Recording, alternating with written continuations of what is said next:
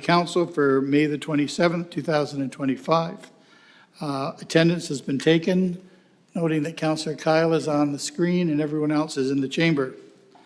Number 2 on the agenda is the land acknowledgement, and Councillor Garneau is going to take us through that. Thank you, Mr. Mayor. As we gather, we acknowledge that we meet on the lands and territories of the Mississaugas of the Credit First Nation, Six Nations of the Grand River, and the traditional territory of the Attawandarunk. We remind ourselves that the County of Brant is situated on lands that are full of rich Indigenous history and home to many First Nations, Inuit, and Métis people today. We recognize the significance of their contributions to the past, present, and future of this land. As a county, we have a shared responsibility for the stewardship of the land on which we live and work, and a commitment to the Truth and Reconciliation calls to action. We commit to continue learning, reflecting on our past, and working in allyship. Thank you. Number 3 on the agenda is the approval of the agenda. Does anyone want anything added to the agenda? Councillor Pearce. Thank you, Mr. Mayor. If I could, it's moved by myself and seconded by Mayor Bailey, that the agenda be amended to include an in-camera item under Section 239(2)G of the Municipal Act, a matter in respect of which council may hold a closed meeting under the Act to discuss the topic raised this morning at the OPP detachment under the Community Safety Policing Act, and being that the Brant OPP Traffic Management Unit. If I could get that added in camera. Thank you. Anybody else have anything to add to the agenda? See none. Can I get a mover? Councillor Coleman.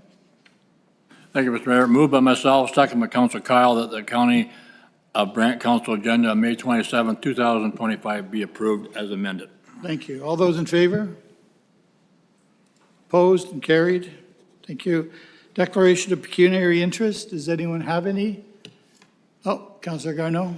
Me again, thank you, Mr. Mayor. 8.2.18, if that gets pulled, and 9.1, that's the Policy Development Committee recommendation number 8, please. Thank you, Madam Clerk. You'll have to remind me when we get there. Delegations. We have a couple of delegations. We have a couple of hearings, public hearings. First of all, we're going to do a public hearing, and that is for 230 Oakland Road. We're going to start with that. And I'm going to declare that this is a public meeting, and I declare the meeting open now. The planner is going to speak first, and then the owner or the agent will have an opportunity to do a presentation. After both have spoken, we will go through the room and ask for questions. Whenever you're ready, my friend.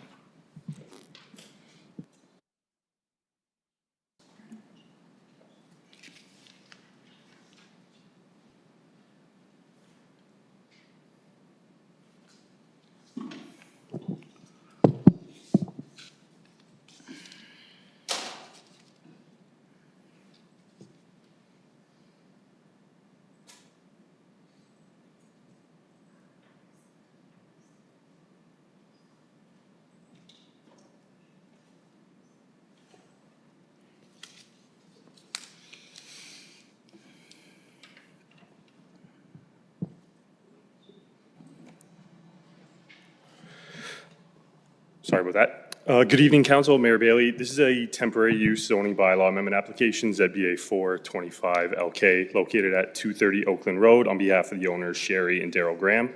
This application is being heard tonight due to the nature of the proposal and the applicant's time-sensitive request. Subject lands have a total area of 0.45 hectares with 56.5 meters of frontage along Oakland Road.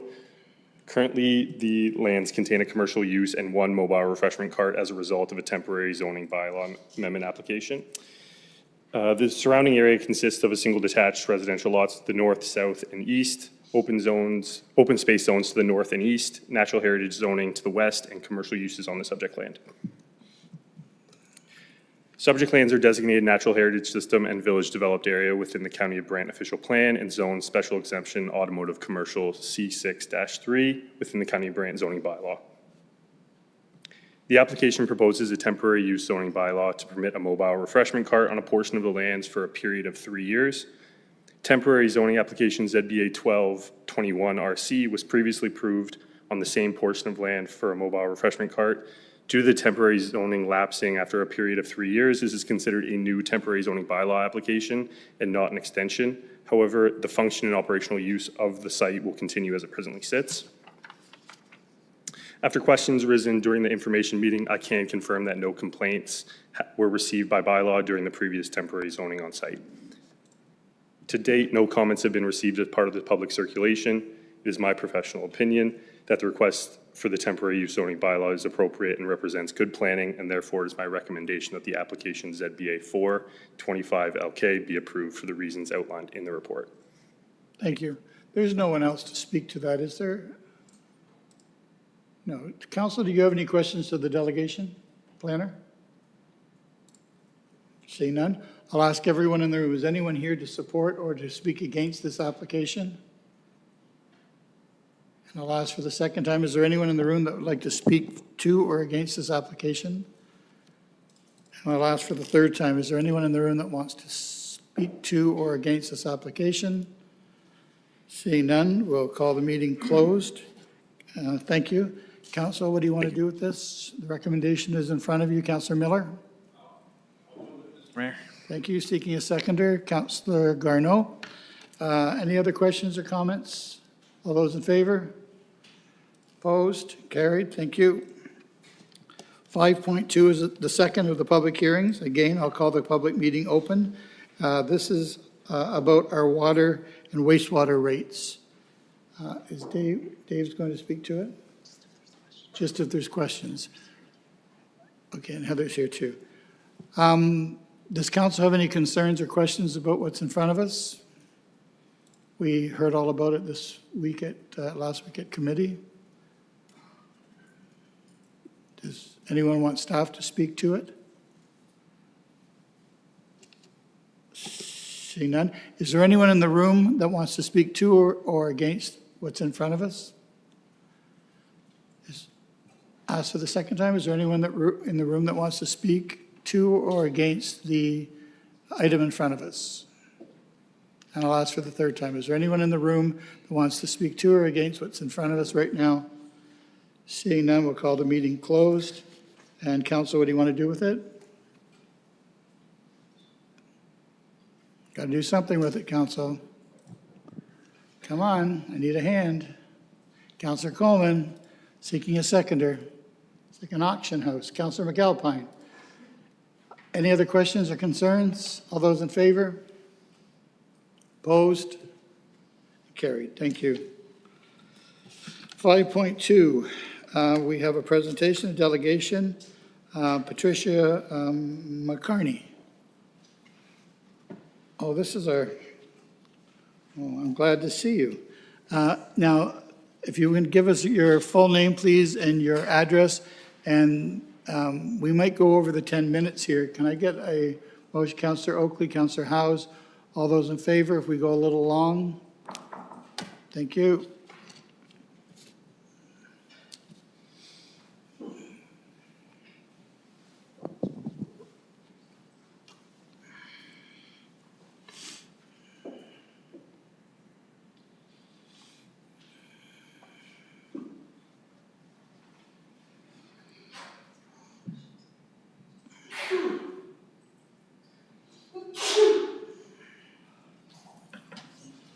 Yeah, this one.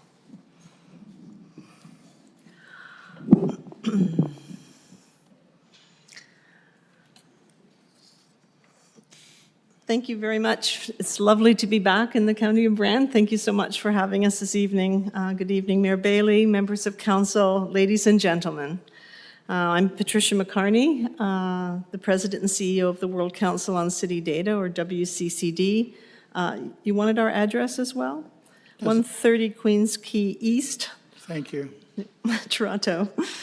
We drove in on the lovely Gardiner Expressway tonight to be with you all. A little bit of traffic, but we got here. So I'm very pleased to be here this evening to congratulate the County of Brant on achieving the World Council on City Data, WCCD, ISO 37120 certification on indicators for sustainable cities, and at the highest possible level, at the platinum level. Mayor Bailey, this remarkable achievement, the Platinum certification, showcases the County of Brant's commitment to high-quality data that informs city planning and management while driving sustainable development and prosperity for all of your citizens. I'd like to acknowledge the dedication of your staff, whose unwavering support made this certification possible.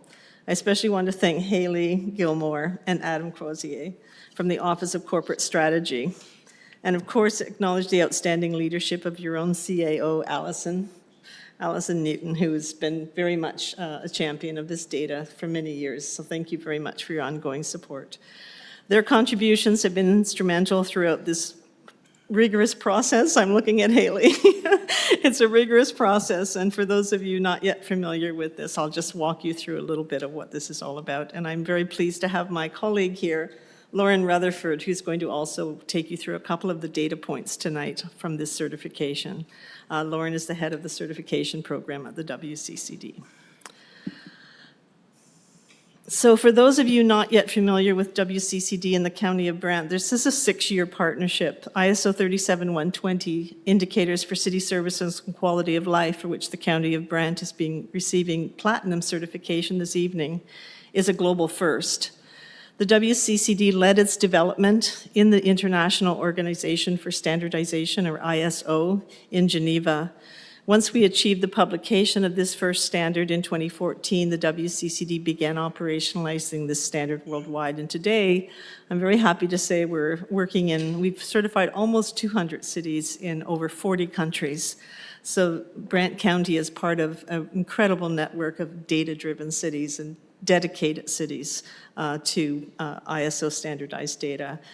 So this standard provides municipalities worldwide with fully standardized, globally comparable, and independently verified data. We send it all to third-party verification. So it's marking the first time in the world that cities can be equipped with what we call apples-to-apples data, ISO standardized data.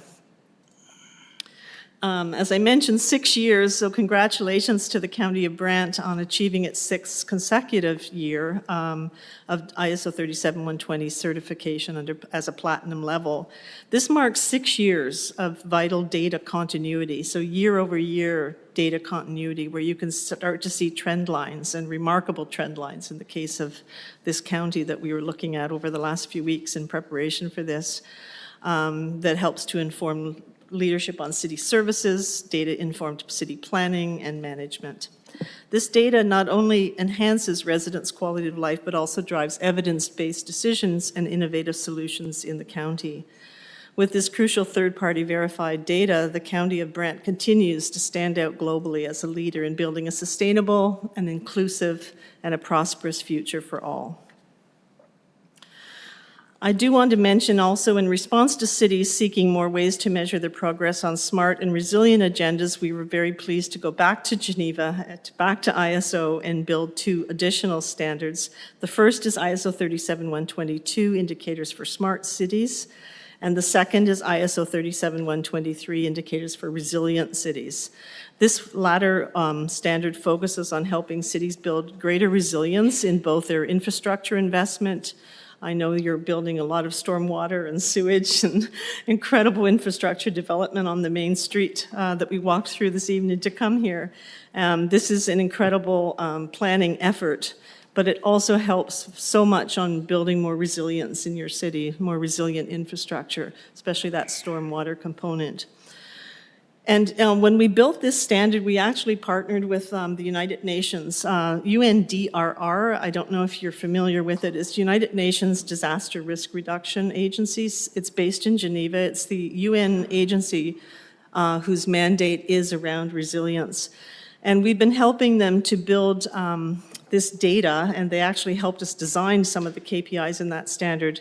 And they've created this program called Making Cities Resilient, or MCR 2030, addressing resilience in cities worldwide. We were just with them in the UAE last week in the emirate just next to Dubai called Ajman, where we held a workshop with the UNDRR group to talk about how cities can step up to build more resilient infrastructure and help to leverage funding for more resilient infrastructure construction and tapping the capital markets.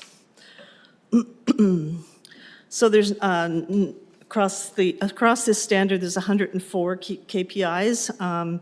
There's ISO 37120 is fully numeric KPIs, and the County of Brant 6 certification highlights the advanced reporting capabilities of your team with Haley and Adam. I do also finally want to say that we're very pleased to announce, I know I might have mentioned it in my previous council session, that we had this in draft at ISO in Geneva, and it's now published. It was published November the 1st, 2024, through our partner organization, and we've developed the newest standard, ESG, or ISO 37125, Environmental, Social, and Governance Indicators for Cities. This is another global first. It's never been done. There's never been a standard on ESG for cities, especially ever published by ISO.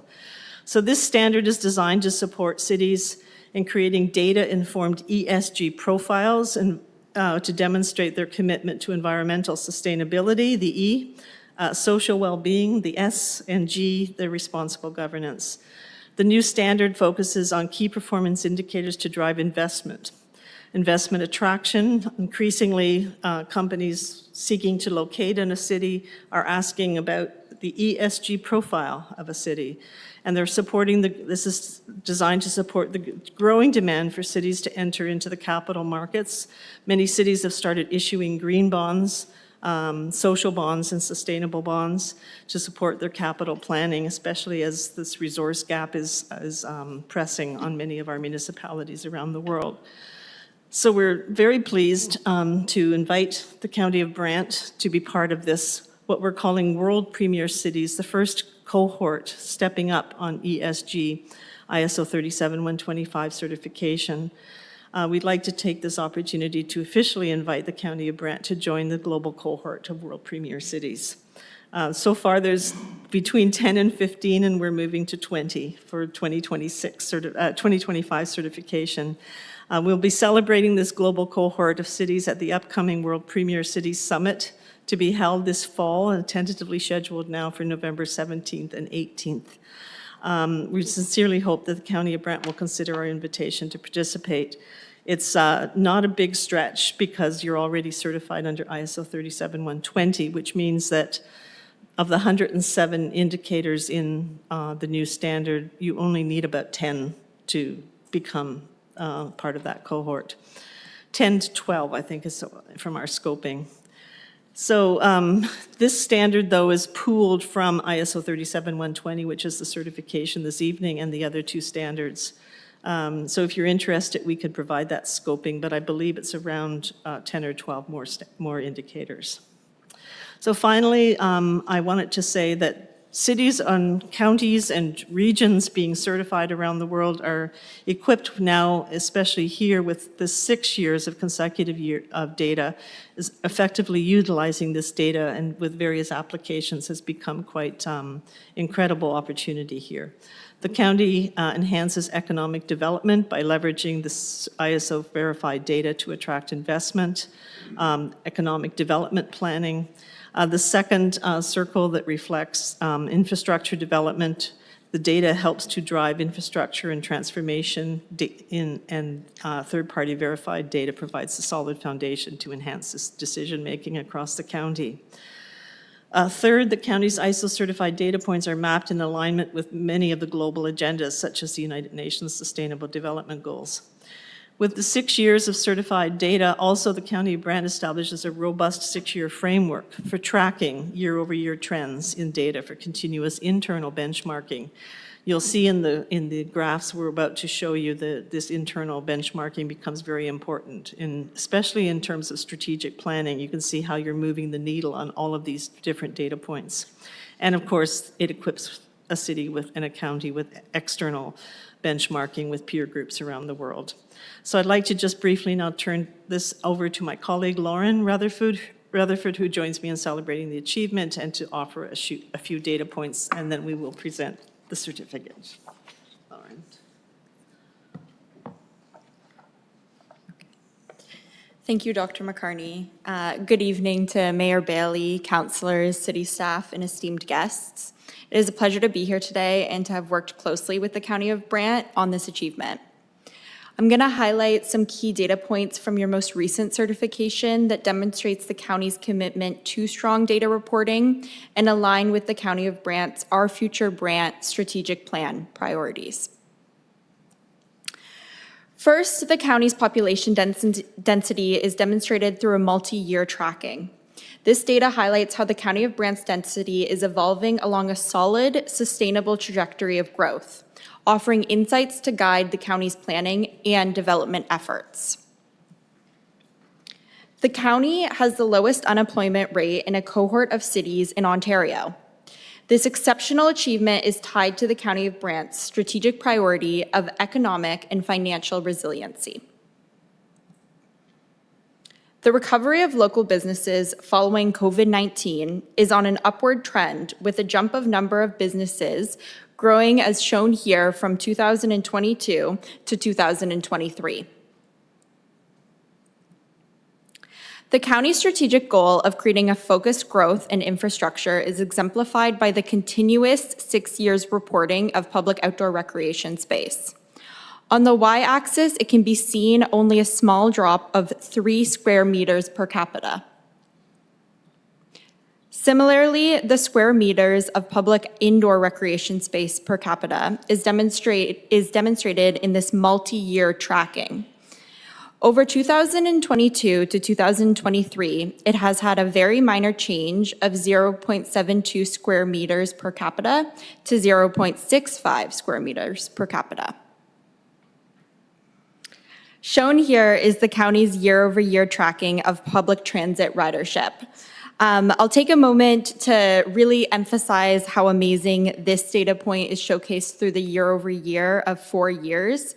It really shows a strong recovery in public transit ridership following the COVID-19 years that has happened here in the county.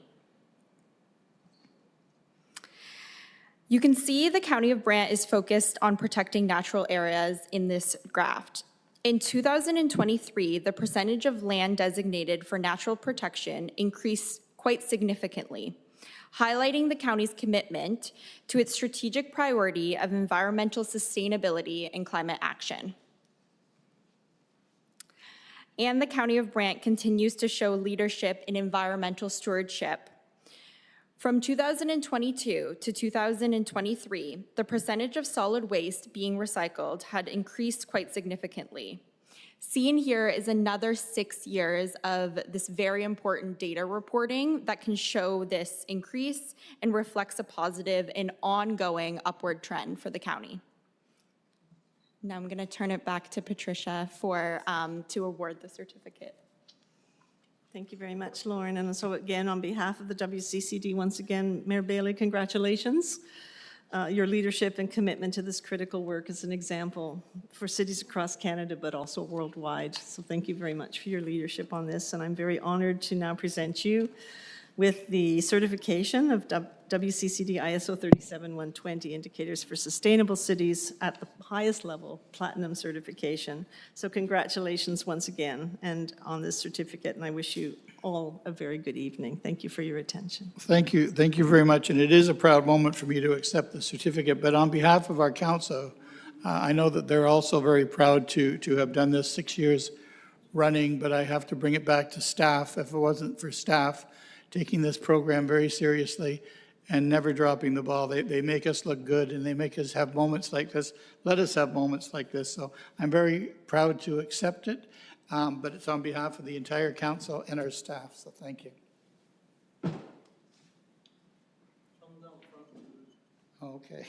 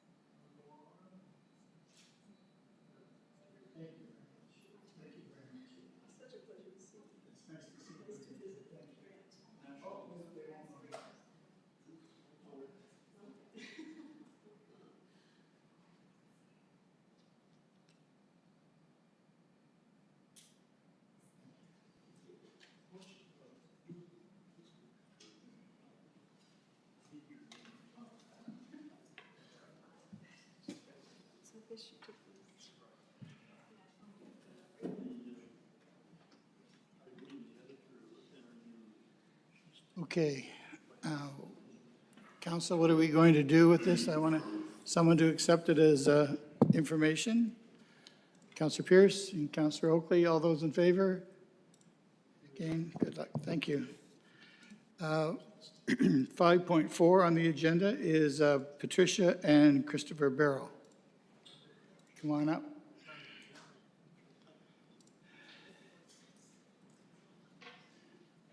Thank you. Drive carefully. You're going to go home tonight? Yeah.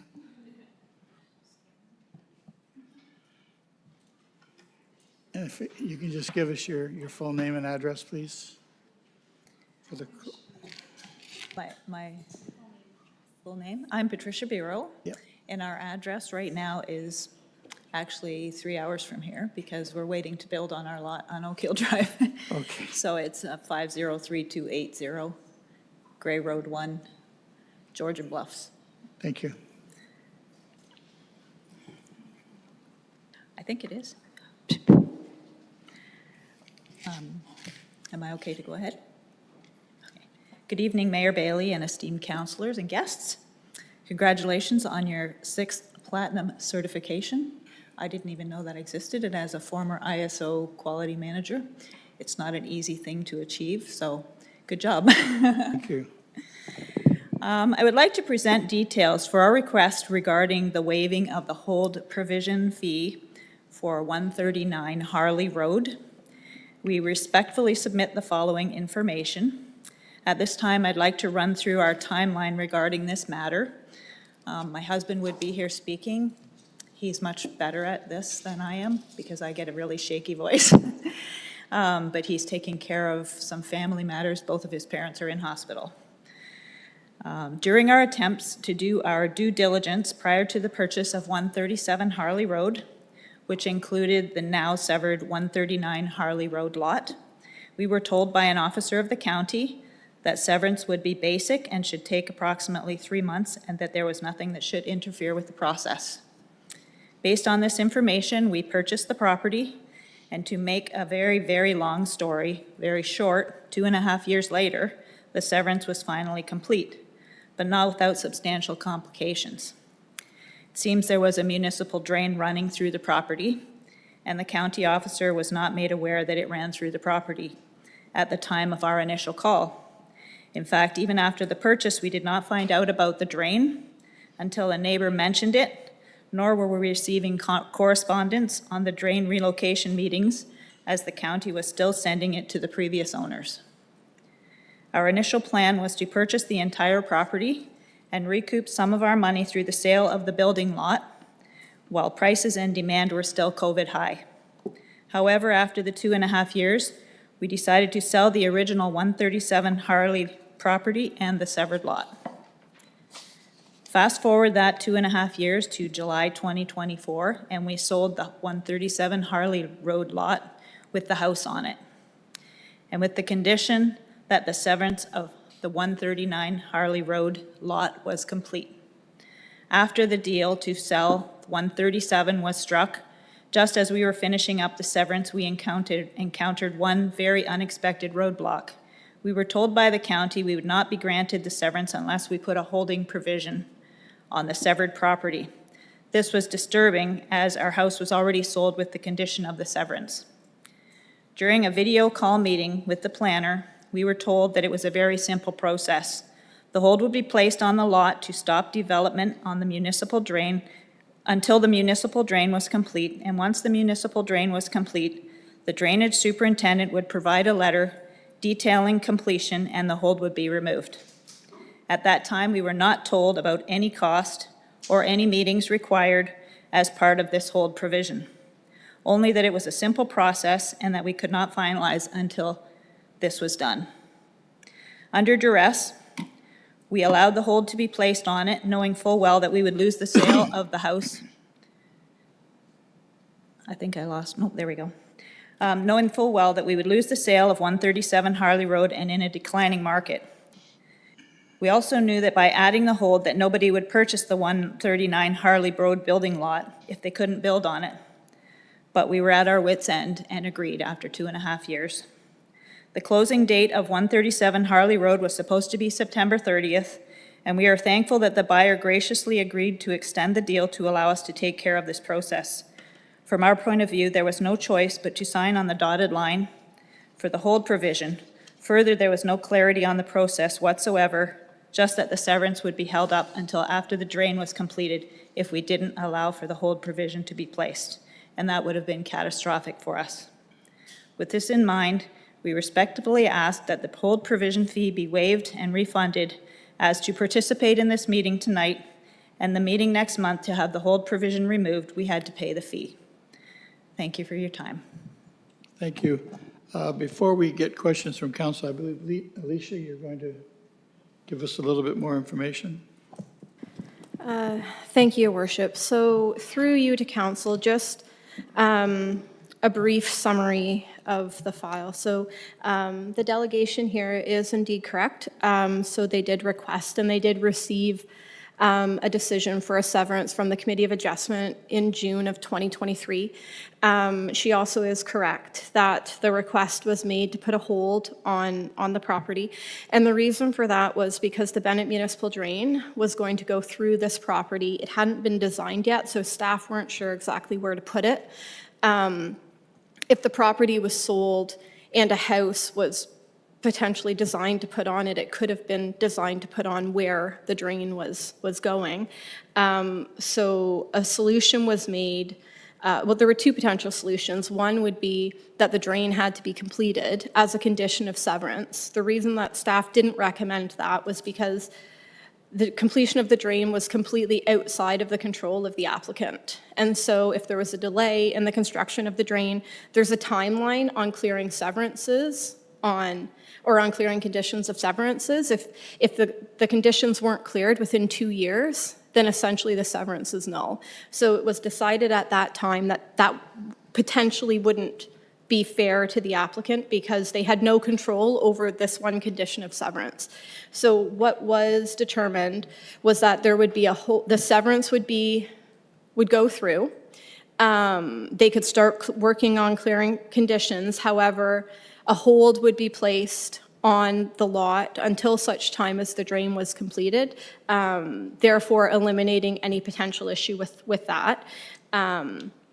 So that was a decision that was made. As for whether or not it is a simple issue, I can't really speak to. I can say that this would be one of our more minor applications for the removal of a hold. Essentially, she had to complete the application form, she had to pay the fee, and then it was circulated. It's ready to go. The removal of the hold is ready to go for June 10th is when it's technically due to be received, because we did receive correspondence from operations that the drain was substantially complete on April 30th. So drain is complete, hold can be removed. It's scheduled to be removed on June the 10th. As to whether or not the fact that this particular type of planning application, specific discussions with regards to a fee were made. The specific fee wouldn't have been discussed at that time only because it was to be in the future, so whatever it would be wouldn't be accurate. However, standard practice would be for staff to refer people to the website. Here's where the website is. Here it would outline the process, and part of that process would include the fee. I have spoken to the planner. He has no memory of the conversation. I recognize what the applicant is saying, that it wasn't discussed. I can say what normal practice would be, and the planner has no recollection of whether or not that deviated from the normal practice or not. And happy to answer any other questions. Questions from council. First of all, let me get it on the floor. I need a mover to get it on the floor. Councillor Pierce and Councillor Oakley. Councillor Biller. Yeah, a couple questions to the presenter, to Alicia. You applied, well, I'll ask the presenter, you applied for severance in do you remember what the fee was for that? For the severance, There were so many fees throughout the process of the severance, and they were kind of spread out. I know there was a $5,000 fee, there was a $5,800 fee, there was the fire fee, there was a parkland dedication fee. The fee for this, did you mean, or was it the whole severance? Well, I think the fee for the H is 2,140, you said, but I just wondered for the severance itself. Oh, there were multiple fees, and honestly, because it was done over the process of 2.5 years, and we just kind of were handing out cash throughout the whole process, I honestly don't have a tally. I think it was around $12,000, $13,000 maybe.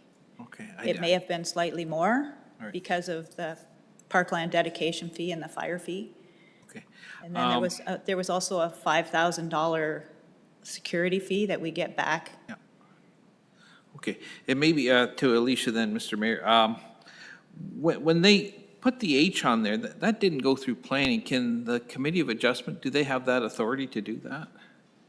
Through your worship, no. So the hold as a condition, so there was a minor zoning bylaw required as a condition of the severance. Once they reached substantial completion, council did approve that back in October.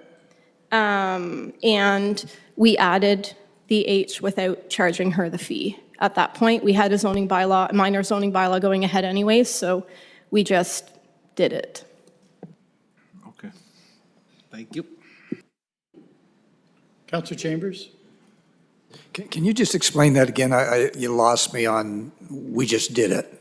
Sure. So once it was decided that the applicant wanted, or agreed to, I shouldn't say wanted, agreed to the solution of applying the hold, planning staff had a minor zoning bylaw going ahead anyways as a condition of the severance, so that was included as a condition. So we didn't charge her an extra fee for that. We just included it in the minor zoning bylaw that was going forward.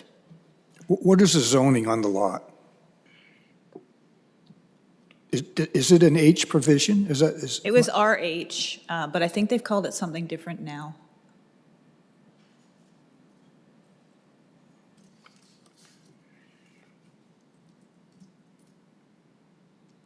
I guess what I'm getting is, how can the zoning be changed without a zoning application being approved by council? Through your worship to Councillor Chambers. So it was approved by council in September of 2024. So there was a zoning bylaw amendment which was received and was presented and was approved on September 10th. And it was to satisfy a condition of consent. So the presentation would have showed that this was to, there's been a previous severance. It was approved by Committee of Adjustment on this date. This is required as a condition of severance. So that was approved by council on September 10th. All that I'm saying is that we didn't require the applicant to go through a separate process to have the H added, since we were already bringing forward a zoning bylaw amendment at that time. So the fee to add it was in essence waived because we didn't require a separate application. We just included it in what was already going forward as part of that consent. So the application to remove the holding provision is an application to the Committee of Adjustment? Through your worship, no. So the application to remove the hold would be a decision of council. So the zoning bylaw, minor zoning bylaw amendment was required as a condition of the consent. So one of the final conditions to clear would be to amend the zoning bylaw. And so it was added at that time. And so only council can then remove that. It hasn't been delegated to anybody. So that will be coming forward on June the 10th to council for consideration.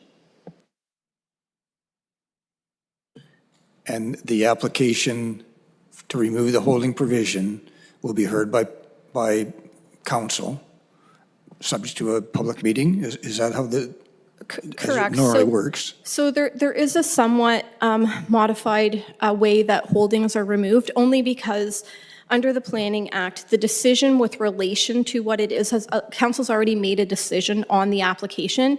A holding's been made on it until such time as something happens. And so the application itself won't come forward as a planner brings forward an application, public hearing. It just appears on the agenda as a bylaw amendment to remove, as a bylaw to remove the holding. And at that point, staff would be available to answer questions. So there isn't a public hearing then? Correct, to remove it, correct. So if there's no public hearing, as when we normally remove holding provisions, it's subject to a public hearing and circulation and all this kind of stuff. In this case, it's not going to be circulated. Correct. So it would be so similar to some other type of.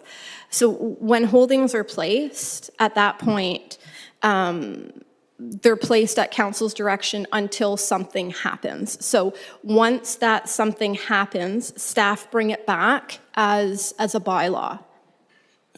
But correct, there's no public hearing. So what I'm getting at, the process, there's no additional costs associated with the process, which would normally be a public hearing and circulation and signage and all that kind of stuff. So there's no additional costs. We can just remove it as it's a condition met, as a condition of the severance. There, other than staff time, correct. Councillor Bell and then Councillor Miller. Thank you, Mr. Mayor. Through you to Alicia, just a clarity question. Do we normally charge for putting a hold on and charge for taking a hold off? Yes, it is my understanding that's correct. Okay, thank you. Councillor Miller? Okay, thank you, Mr. Mayor. So through you to Alicia. Alicia, just on September 10th agenda, and there was, I see the application in our planning meeting. But the holding provision was one aspect of that. They were also applying for, to remove the cartage and transport truck terminal as a permitted use. And then permit a maximum total area for all accessory structures of 230 square meters. And the H, so there was three things going on. So would the presenter tonight have, they paid a fee for that, for the others? Through your worship, that's correct. So they would have paid for the zoning bylaw amendment, which would be why we made the decision to just add the hold as part of that application. So do we know what they would have paid just for that? All, for that meeting that night? Do we have that information? The fee for the zoning? Yes.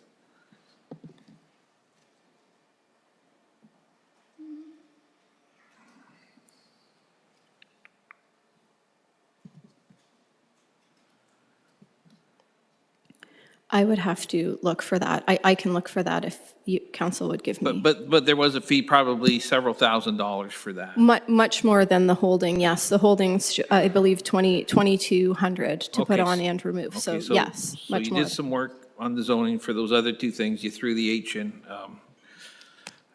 as a freebie. Okay, thank you. Councillor Oakley.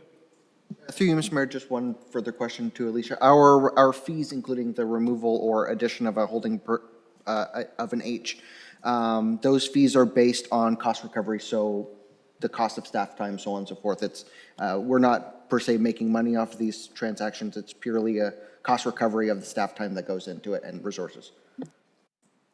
That would be correct, and I have just found it. So a zoning bylaw amendment is just over $11,000. So this would be a $2,200 fee, so it's based on cost recovery, correct? Thank you. Any other questions? So what's in front of us now are the boroughs are asking, they're requesting that we waive the fee of $21.40 holding provision fee, and then this item be received as information. Councillor Miller? I'm going to put it on the floor, and I will speak to Mr. Mayor, but I'll move that we receive the information and that we waive that fee. Thank you. Seeking a seconder, Councillor Chambers. Councillor Miller. I would like to speak to it, and what the presenter's talking about tonight, she had a conversation with one of the planners. The planner doesn't remember that, and that's, that's just what it is. I know if I was having that conversation, I would certainly remember if there was a fee involved or not, because that's how I operate. But this isn't the first time I've heard, and I know other people around this table have heard of issues where, from planning, they were told one thing, and then when they came back, it had changed quite a bit. I think we'll be seeing another delegation in the near future. And part of that is our planning staff had gone through a lot of changes. There was a lot of staff turnover at the time. I think that's part of it. So, like I say, this isn't the first time I've heard conflicting stories about a situation where they did come back and it had changed since they talked to someone in planning staff. So in light of that, I will support the request. Councillor Chambers? And my take on it is this: removing holding provisions in the Planning Act can be sometimes very complicated, and there's a lot of staff time involved. We all know the examples of subdivisions with holding provisions and all that kind of stuff. It can get very involved and complicated. In this case, it's almost simplistic in that the drainage superintendent can verify that the drainage is complete, and then the condition is met, and the box is checked, and there we go. There's no circulation, there's no public hearing, there's none of that kind of stuff, which is normally involved with holding provisions. That's why the fee is sometimes high. So I can support, in this case, since it's a simple drainage complete, and it was kind of an awkward situation to begin with, so it's an awkward holding provision, was handled, I think, in order to facilitate, and I think we can just take the next step and facilitate it one more step. Any other comments before we call the vote? It's on the floor and it has a seconder. Seeing none, all those in favor? Opposed? And carried. Thank you. Thank you very much. 5.5, Kelly Bernstein from the Library Board, and Fred.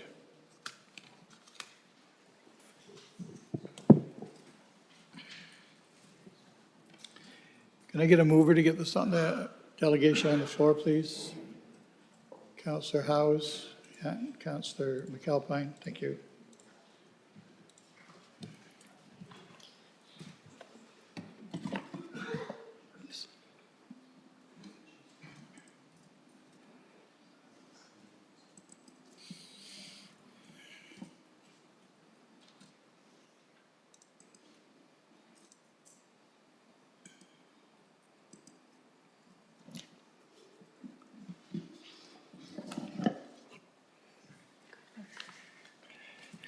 Greetings, Mayor Bailey, and through you to council. My name is Fred Gladding. I chair the county's Public Library Board, and with me is Kelly Bernstein, the library CEO. And we're here to present some more data. This is the night for data, and it's good data too, and it's a nice complement to what you learned and your certification, platinum certification. I thought as I heard that presentation, we concentrate on the library service, but that library service happens in the context of this community. And the fact that we live in a platinum level achieved community is a real advantage for us at the library too. We enjoy a robust civil society in our community, and the library, I feel very strongly, contributes to that, but we also benefit from all the other initiatives in the community as well. So before you, I will present, with Kelly's help, the 2024 Library Annual Report. This is one of the good jobs that we get once a year. So I'll just start off with a few numbers here. We've seen some significant increases year over year. That's a continuation of a trend. Of course, we had hiccups with COVID, but we are back in a upward trajectory beyond COVID. And here from 2023 to 2024, you see some numbers. 118,635 in-person visits to our 5 branches. I was in the library, the Paris branch, today at 4 o'clock, and I don't know if there was a place to sit. Yeah, it was packed. But overall, our branches and across, it's been a robust year. Our memberships are up, and our total circulation is up. Kelly? Good evening, Your Worship, members of council. I'll give you a little more context behind those numbers, particularly our circulation. Our total circulation in 2024 was over 376,000 items. Our total number of current memberships, as Fred said, the rate of new members is increasing year over year. We currently stand at about 22,000 active members. So to give you some highlights of our activities throughout the year, of course, being more than just books, programs and events are one of the critical core services that the library provides. And those cover a range from literacy, cultural, educational programs, events. They see thousands of attendees each year. One of our highlights for 2024, you see photos of, was our second annual Fan Fest.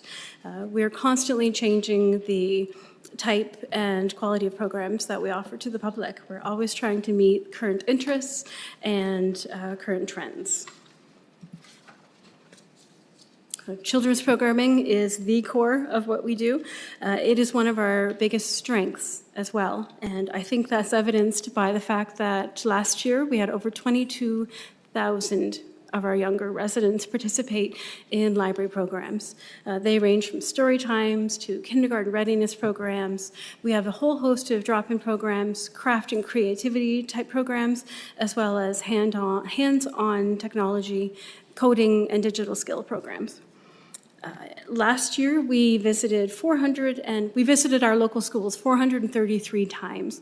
So that's 433 classrooms that we were able to teach about library services and promote the use of this important municipal service.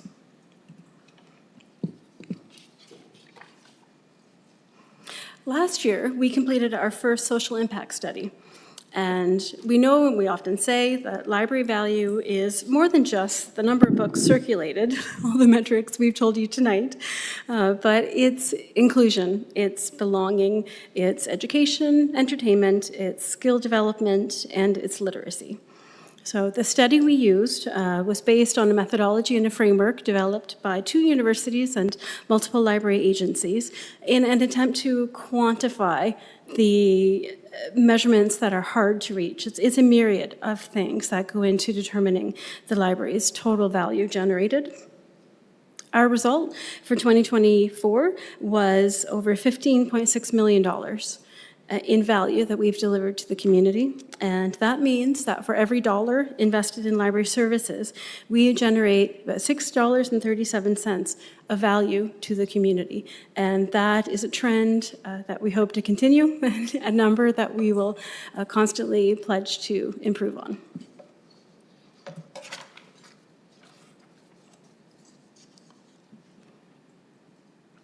So the digital divide is still a reality in Brant. We are very quickly reaching more and more households with our internet fiber infrastructure, but there's still a divide, not only in internet access, but in equipment, in hardware. Many homes can't afford computers or don't have the convenience of a computer at any time they might want one.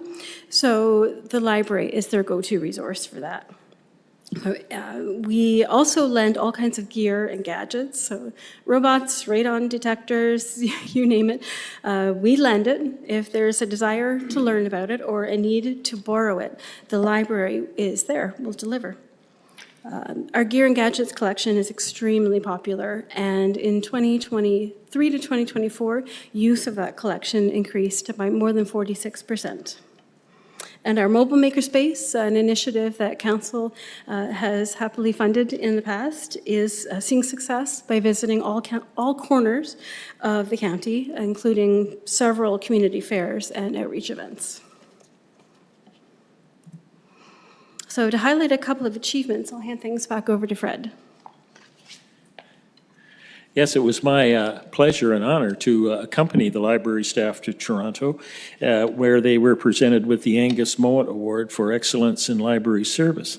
And that was a big boost for the staff, a real morale booster. And as we do every year, when it's appropriate, we celebrate the staff who have reached some milestones. So you can see our team there on the screen.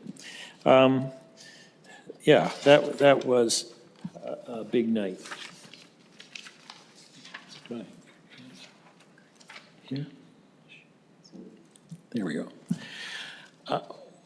Through the course of the year, we try to collect a little bit of feedback data, and here on the screen you'll see some of our favorites from last year. It's important to know and be reminded the impact that the library service has on individuals, and it can mean one thing to one person and something else to another. It might be a book, it might be a program, but lifting people up, making them feel included in our community, those kinds of feedback notes are the ones we're looking for. And, you know, the next slide shows the budget and where the money comes from. But at this point, I'd just like to say that the money data, the money in, the money out, doesn't mean anything without the skill, talent, and creativity of our staff, and they really do take it next level. There you see our revenues and expenditures. And of course, the County of Brant it's impossible without you. Your unwavering support for our operational needs each year is much appreciated by the library community and the whole community. Like most organizations of this type, the biggest piece of our expenditure is the staff and their training, but in the pie graph you can see where collections and our care of our facilities and the breakdown. Thank you for your time. I'm very happy with Kelly's help to answer any questions. Thank you, Fred. Thank you, Kelly. Questions? Councillor Pierce, then Councillor House. Thank you, Mr. Mayor. Through you, a couple questions if I could. So on the first page, the 2024 by numbers, great numbers there. And what I'm focusing on here says our patrons saved $5,620,000 by using the library. That's an average of $19.23 for every item borrowed. Now, is that number made up from, for example, if they borrowed, you know, some tool or something like that? Is that number made up that, you know, if the person had to go out and purchase that, is that how those numbers are made? I'll share. Yeah, so I'm happy to provide the full methodology. It's several pages long, but the gist of it is essentially that, yes, there's some simple math, the value of a book times the number of circulations, but there are a number of checks and balances within the data to ensure that it's accurate, that it's relevant. There are deductions that we take from the total for economies of scale or likelihood. Somebody who borrowed a book may not have bought it anyway. It's not entirely fair, you know, to assign it at full value. So there are a number of statistical tools that are built into the framework that help to ensure that the number provided is accurate and a reflection of the real value, not some inflated or overstated made-up value. Okay, and just to elaborate on that, that's for everything, right? That's books, that's games, that's tools, that's gadgets, everything under the sun, right? That's true. Yeah, if we lent it, it's included in that number somehow. Yep. Okay, I appreciate that. Now, on the next page, where I guess it's page 3, when it talks about the early literacy, 22,065 younger patrons read, sang, and enjoyed entertaining children's programs. Do we know how many unique patrons that is? Or is that 22,000 unique, different patrons? It's 22,000 unique attendances, so different days, different locations, Okay. different programs, but it's not necessarily unique individuals. We might have a family who come to an entire series of story times, which would be 8 times over 8 weeks, for Right, instance. okay, But every touch point is significant to us. Perfect, okay, that explains that. And then, again, I'd be interested to understand, as with the original number there, when it's got the social impact, when it says every dollar invested returns $6.37, I'd be interested to understand more how that all works out. So if there is something you could send to us to look over, that would be great.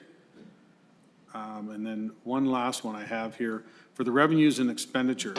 I believe it's on the expenditure side there. When you say collections, is that like collections for overdue books and that type of thing? What's collections? Yep, so collections to us means, well, essentially anything that we lend. So it could be books, audiobooks, ebooks, could be our gear and gadgets, any number of things. Okay, can you help me understand why that would be an expenditure? If they're an overdue book or something, they're actually paying a fee, right? So wouldn't that go under revenues? No, I'm sorry, I may be misunderstanding the question, I apologize. So but- on slide number 6, where it's got revenues and expenditures, on the expenditure side, you have collections. Yes. In my mind, I'm thinking collections would be you're collecting a fee for something that's overdue or something like that. What does collection mean? Because if that's the case, I would suggest that should go on the revenue side. Okay, so through your worship, I think I understand. No, it's an expenditure because we're purchasing the materials. Okay, so the collection means the materials, the books, the gadgets, all that kind of Yeah. stuff. Yes, so forgive me, collections is library speak for our offerings, what we have available to borrow. Perfect. Thank you. That's all I have. Councillor House. Thank you, Mr. Mayor, and Councillor Pierce will be relieved to know that we don't charge late fees anymore, so all those books that you've been holding on to, you won't have to pay for when you bring them back. Thank you. Thank you for this report. Great news, as always, and kudos to everyone on the library team for just a terrific staff group that really do a good job. My questions are a little bit more anecdotal, or I hope your answers will be anecdotal. And Kelly and Fred, you know that I've always paid attention to the membership. And I think you said 22,000 active members. That's unique individual active members, which is up 15% from the year prior, which is, I think, is great. The question is, Fred mentioned community, and I think about how the library connects with different people in our community, and I'm wondering if you can speak about your observations about how I presume, new people who have come to our community have this opportunity to connect with other people who've maybe lived here a long time, and how the library is an atmosphere that's conducive to that. I blindsided you with this question, but if you could talk about that just a little bit. It's not so much a statistic thing, but just an anecdotal observation. No, it is an observation that we're noticing as well. We're seeing a lot of newcomers in both senses, newcomers to Canada, newcomers to Brant County from other areas of the province or the country. And usually their first stop is to the library, or it might be to pick up their blue bin, and then it's the library. And most of them are delighted to find out the range of services that we offer. They're especially pleased to find out we don't charge overdue fines, like you mentioned earlier. And our impression is that they're grateful for the equal ground that they stand on. It doesn't matter that they've only lived here 1 week versus 10 years. They have access to the programs that let them meet their neighbors and make new friends. It's a social space that feels safe to them and is comfortable because there are no expectations of spending money or no prejudices about where they came from or what their first language is. In the last year, we've introduced some language learning circles, some conversation circles, and we have several partnerships with local groups who help us provide outreach to those communities, including the Muslim Women Group. We have, basically every month, we have a new group that comes to the library, and we're thrilled that it helps us promote library services to those communities, but also helps increase awareness of those communities to the rest of the county. Councillor Bell. Mr. Mayor, through you to Kelly and Fred. Thank you for having me on the library board. Appreciate it. So my next question might be a bit difficult. Strategic directions 2022 to 2025. So I guess that means we're at the point where we'll rethink it. We'll think about what we're going to do strategically for the next 3, 4, 5 years. And I presume we'll hear more about that at the library board. But item number 4 in the current list says optimise the use of facilities. Can you say a little bit more about how you have optimised the use of facilities?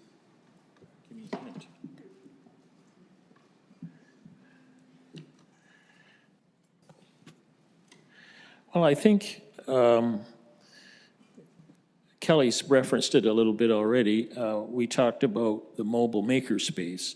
That's one of our facilities. We had a truck, and we transformed that truck into a tool that allows us to put cutting-edge technologies and make those available to people in every corner of the county.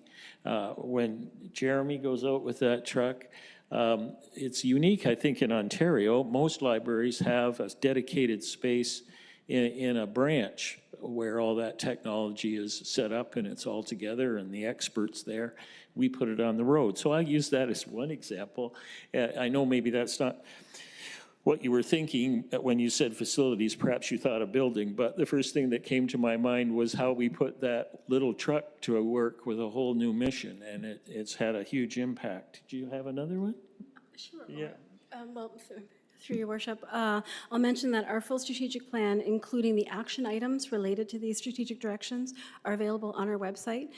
But some of those action items include evaluating our current branch offerings, looking for opportunities to expand them. We're increasing effectiveness, optimizing them, as Fred mentioned, through use of outreach services.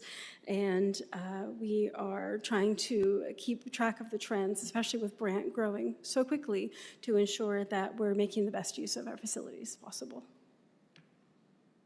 Follow up if I may, Mr. Mayor. Could you say something more about how we interact with school libraries? If we do interact with school libraries. Go ahead, you start. I'm going to. So through your worship, we respect the roles that school libraries play in their schools. Their role is to support the curriculum. Our role is to support the public. And those school kids are part of the public. So they are welcome and encouraged in all of our programs and events and make strong use of our collection. Our children's collections are among the highest circulating. And our strongest connections are through the school visits. So we had 433 school visits last year. That's each time that a staff member has gone into a school physically, has invited a class to come to the library, or done a visit virtually. It's the same format. They're teaching them about library services. They're taking time to work through stories or increase literacy, like further our mission as well through their work. And we think we have a good balance that provides them those public services without interfering with the role of the school libraries for curriculum. Yeah, thank you. I raised that question because we were circulated with a letter as council in regard to somebody in the community thinking we ought to be working more closely with schools, particularly new schools. When we look for library expansion, let's build it around a new school that's getting built. I don't know whether the Mayor would want to say anything more about that. Councillor Oakley and Councillor Chambers. Through the Mayor, just a couple questions on some of the numbers here, just so I have a better understanding. So on the first page here, you mentioned 118,000 visits, up 26%. That's an average of 325 people a day visiting. How is that visit statistic measured? What are the touch points that count as a visit? If I may, so through your worship, though that's foot traffic. Those are measurements through the door. We use electronic people counters, and they do the math to make sure we're not double counting ins and outs. In fact, we believe this number is underreported, if anything, because often families come in at the same time, which kind of stumps the trackers. It could be 4 people together, but it's tracked as 1. But no, that is based on hard data. Okay. And then the 700 events, so the library's offering an average of 2 events a day. Just could you sort of describe some of the events that are ongoing? That it just seems like an awful lot of events, so I was just curious. Through your worship, it varies from day to day, but that probably is the average. You can view our program calendar through our website and see that we're offering programs most days in most branches, so we have 5 branches, plus outreach locations and events off-site as well. Thank you very much. Councillor Chambers. Through you, Mr. Mayor, to Fred and Kelly, you mentioned in the report that the library received the Angus Mowat Award, and you said you were pretty proud about that. And I'm just wondering if you want to elaborate a little bit more about that. What prompted that?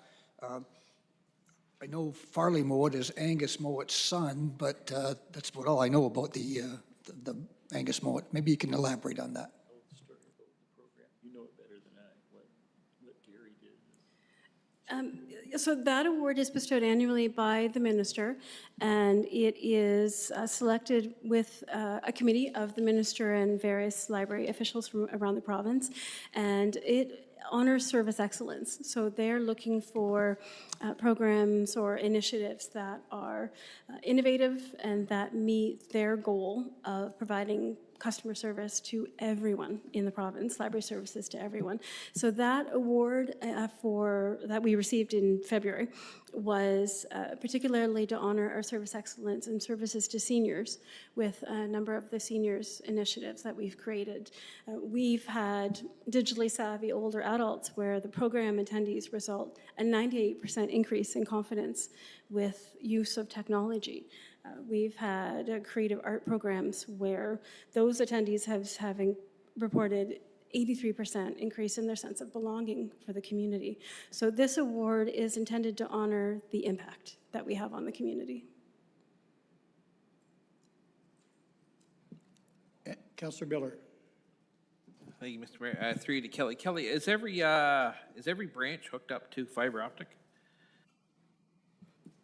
Through your worship, no, they are not.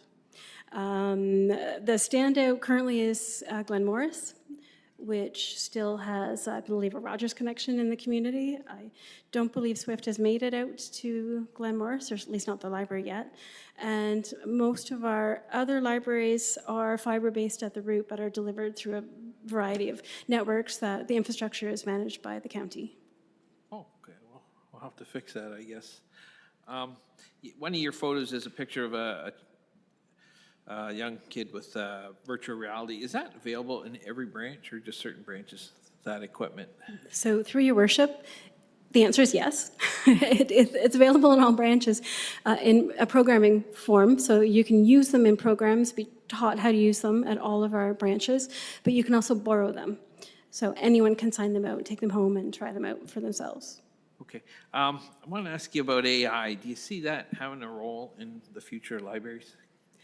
Through your worship, very timely question. Yes. And the library board is actually considering its first artificial intelligence policy tomorrow night. So I think we'll see a lot of developments about our use of it in the near future. Okay. And that wasn't a planted question. And the last question I have through you, Mr. Mayor, to Kelly. You're doing a site selection study. When will you see the results of that?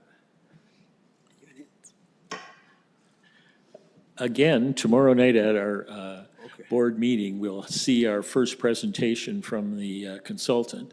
I do believe that what we're going to get tomorrow night is basically just an introduction and get acquainted. But we do have an expectation that by the end of June, we'll have a bit of a timeline for events and community consultations and that sort of thing. So, yeah, we're at the beginning. But definitely getting some traction. You want to add anything, Kelly? Yeah, so through your worship, the timeline that we know so far is community consultation starting in June and continuing throughout, and likely to see some results, some reports back in the fall. Okay. And I've said it before, and I know others have too.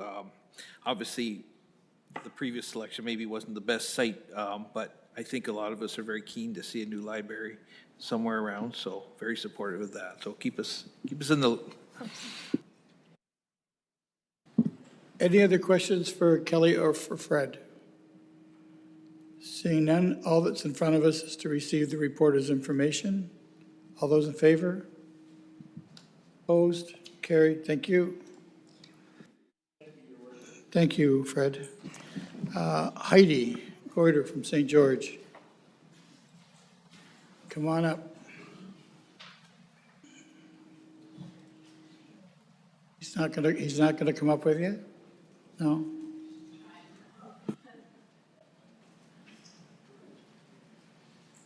Just state your name and who you represent, please. I'm Heidi Gorder, and I am the president of the St. George Business Association. I did try to bring an assistant with me, but he will just stay back and observe his first council meeting. Thank you, Mr. Mayor, for having me, and thank you, councilors, for having me tonight. I am here tonight for a simple request, to request for the ongoing, or that the St. George Car Show be declared an ongoing municipally significant event. But for those of you who may not have been out to a car show yet in St. George, just a little bit of background. What we're proposing is to have another event this year. It would be our 4th annual car show. This event actually was initiated by Councillor John McAlpine and part of, I would say, the economic development team here in the County of Brant. As COVID-19 was wrapping up, there was a push by our economic development to support business again and growth, which we've heard many times, actually just tonight, about how those efforts have been successful. And I would say this may be one small event, but this is another very important event for the village of St. George and the County of Brant, in that it brings people together. It gets our community out of their homes and into our downtowns. It also increases tourism because we get people come from very far with their different vehicles and just to come and see the downtown of St. George. So it does have a very important event impact on our community itself, but also I would say also on our businesses. And so we're very thankful as a St. George Business Association for the support of the County of Brant as a whole, but especially our economic development team, who we continue to work with month after month to ensure that our businesses are supported. So the car show, this would be the 4th year. One thing we would be proposing this year as well to involve some vendors. So something we've been kind of toying with over the last few years, how we could increase this, because we are getting, after several successful years, more and more attendees, and we're looking to branch out and involve now families and different age groups to come out to this event and participate. So that would be kind of a growth to this year's car show. Other than that, it's a pretty simple request. We just really want to now make this an ongoing event rather than just year to year, not sure what's happening.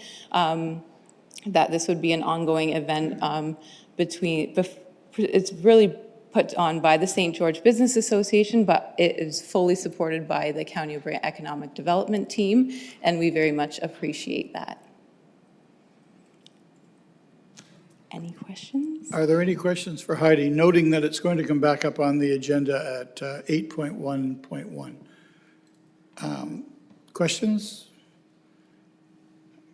Councillor McAlpine, you want to make the move it, get on the floor? I'd like to move that it be received and that any comments and presentation be put towards 8.11. You got a seconder, Councillor Oakley. Any other questions for Heidi? Councillor Miller?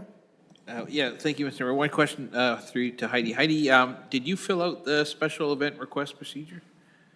I don't know. I'm just here representing. Okay. I think Councillor John McAlpine has done a lot of the legwork. I wanted to ask how easy or not easy it was to fill that out. Yeah, I didn't for this year. I have for other years. I didn't think it was that hard, but yeah, I did not for this specific event, no. Okay, thank you. Councillor McAlpine can fill you in when we get there. Okay, it's on the floor. It has a seconder. Any other comments about the car show in St. George? All those in favor of supporting it? Opposed? Carried. Thank you. Thanks, Heidi. Thank you. Thank you all. The next thing we have is 6.1, which is the adoption of minutes from the previous meeting. Councillor Bell? Yes, moved by myself, seconded by Councillor Howes, that the meeting minutes from the County of Brant Council meeting of April the 22nd, 2025 be approved. Any questions for the minutes of April the 22nd, 2025? Seeing none, all those in favor to receive the minutes? Thank you.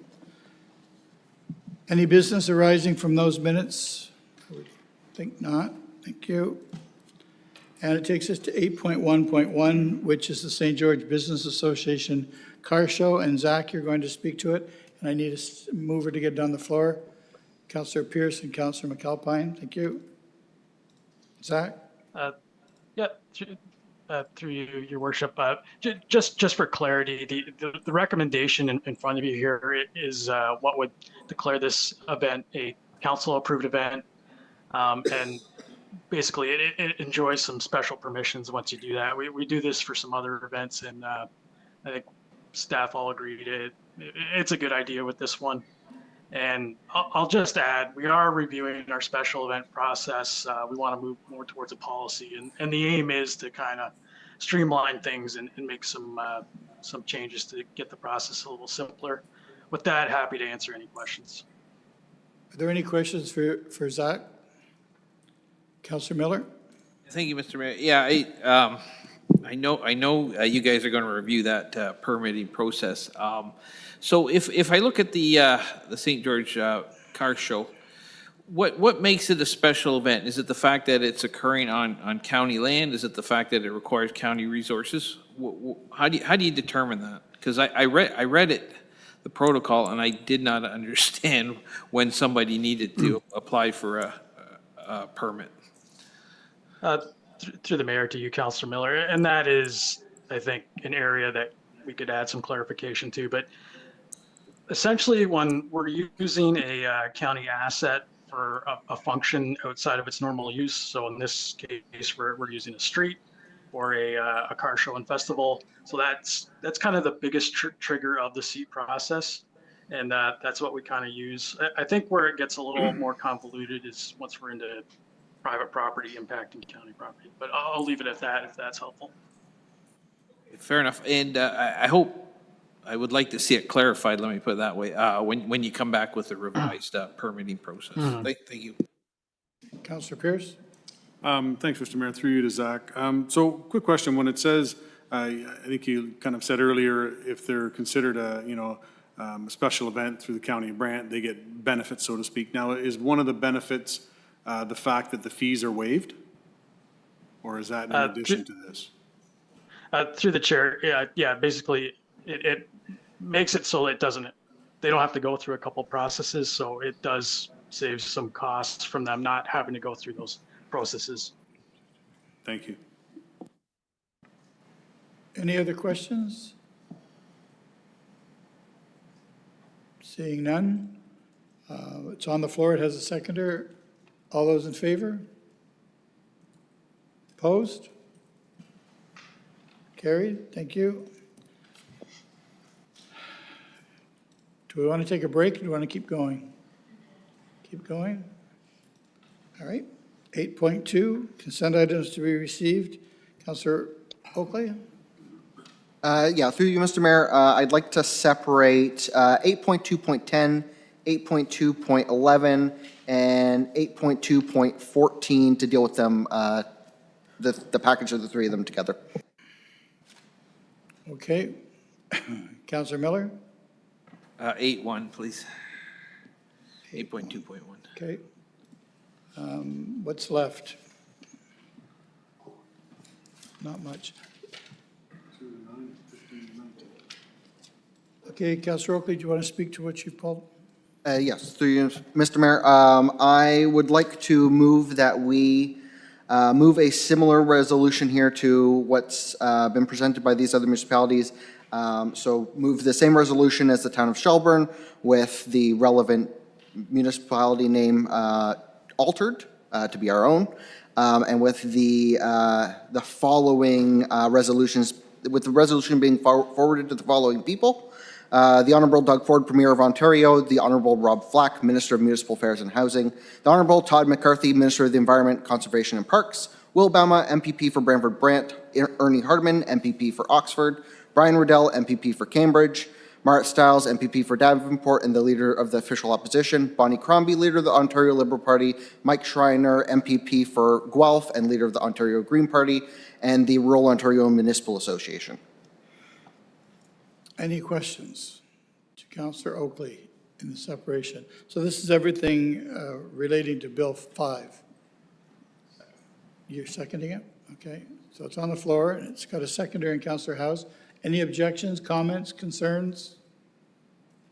Seeing none, all those in, Councillor Oakley, you want to speak to it? Yeah, through you, Mr. Mayor, just to make a comment, I want to move this forward.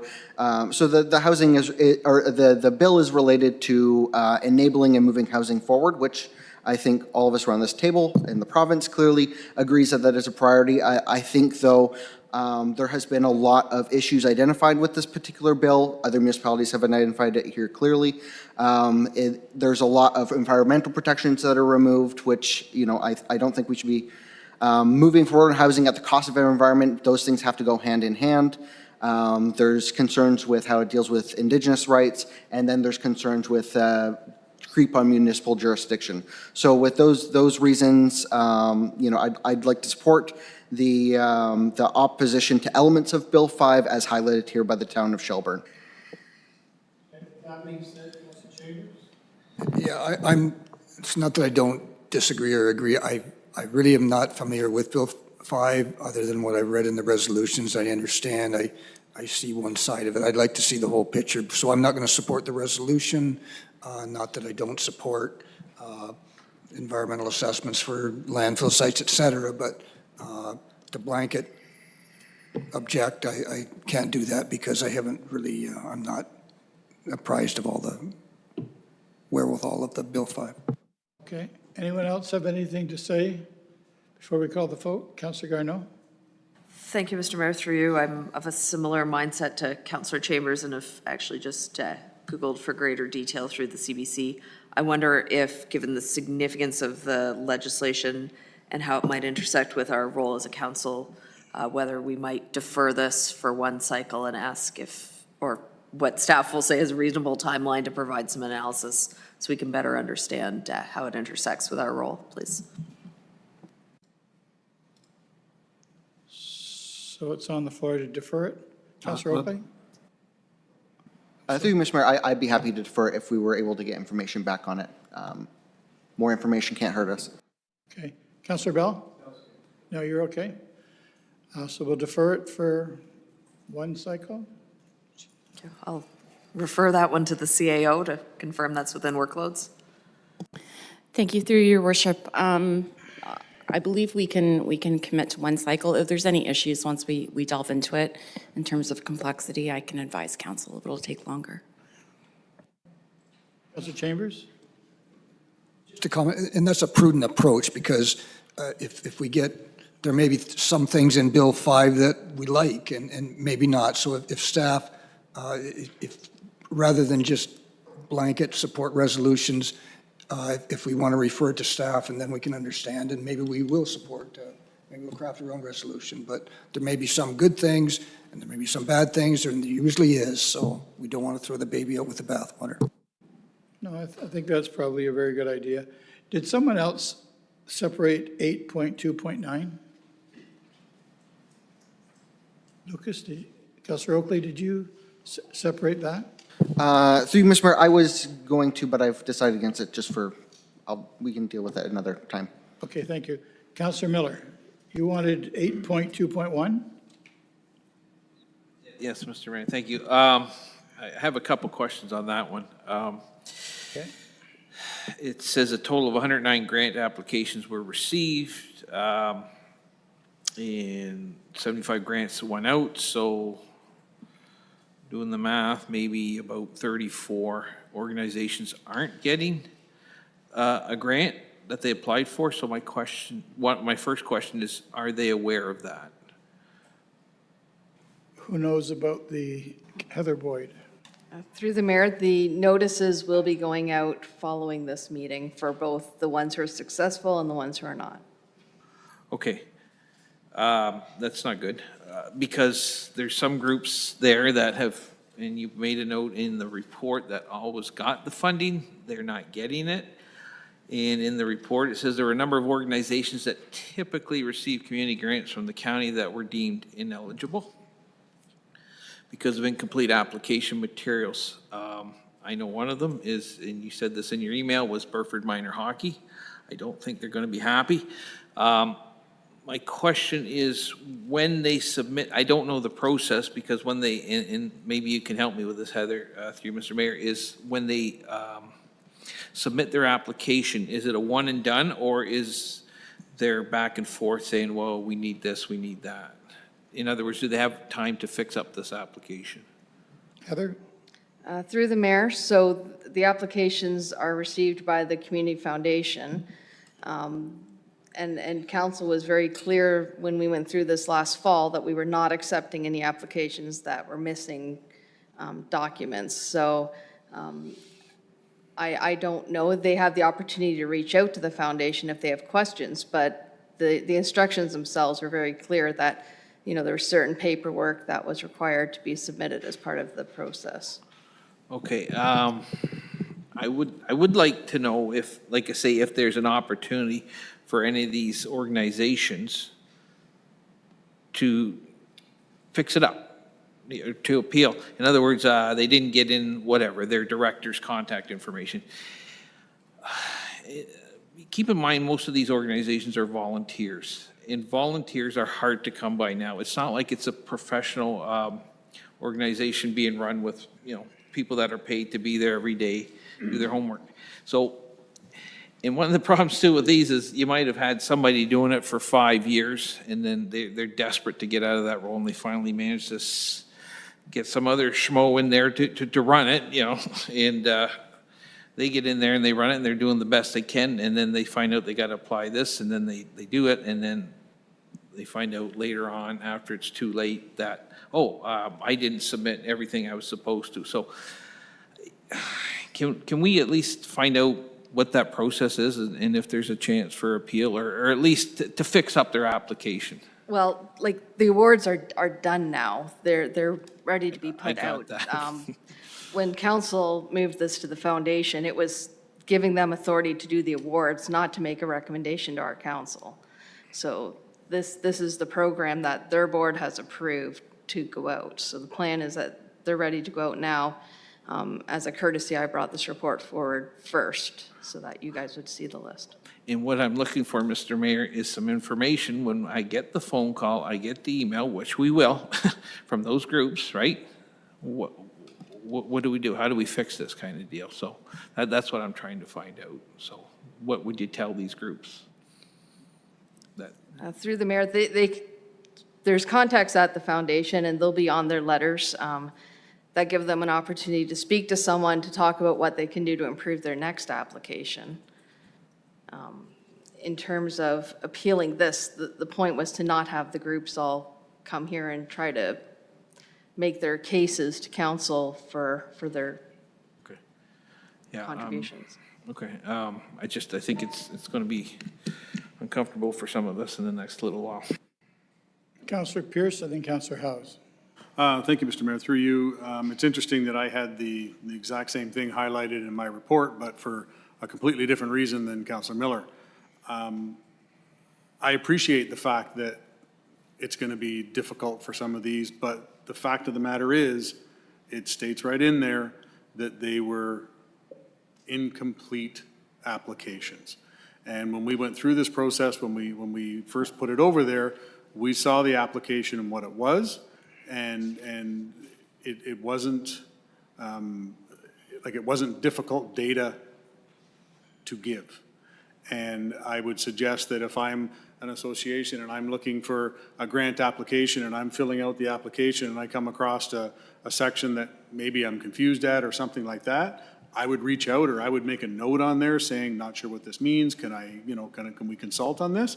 So to me, yes, it's unfortunate that some of these folks didn't get the money that they were looking for.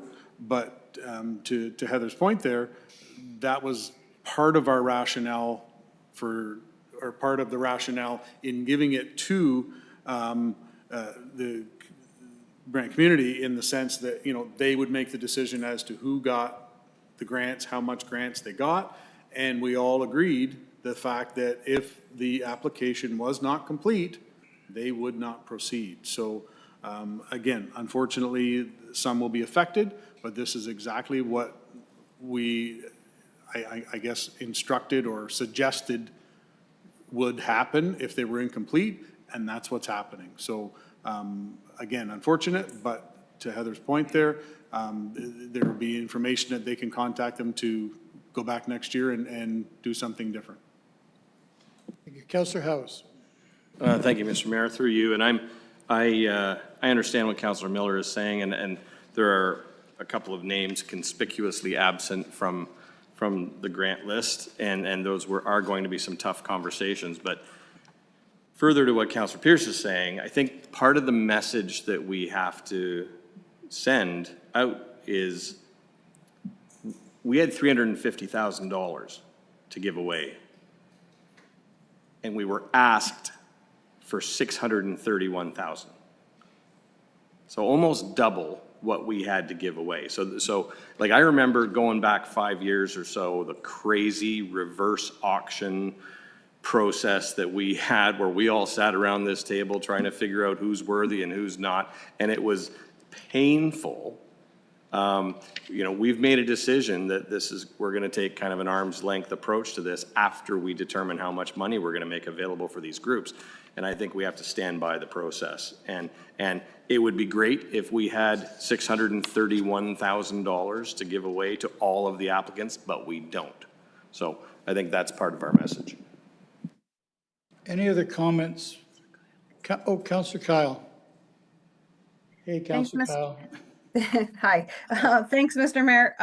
Yeah, I will echo the comments of Councillor Pearce and Councillor Howe that I think we made the decision to go this route in order to kind of take the politics out of the awarding of the awards or of the grants. However, I am sympathetic to Councillor Miller's comments because we will likely hear from some folks. So I think if we could, Heather, or to staff, if we could know what the process was. So like if the application came in and it was deemed incomplete, was there a one-time reach out to those groups just so that they knew it was incomplete and they had the opportunity? It would be good to know what their process is so that if we do get some calls, we can better explain it, if for nothing else, but to help them put forward a better application next year. But I was really pleased with the outcome of of how this process seemed to work. And I really appreciated not having to sit in what Councillor House called, I think, the reverse auction, because that was definitely one of the more awkward things, trying to determine who was worthy of money and who was not. Thank you. Councillor Oakley.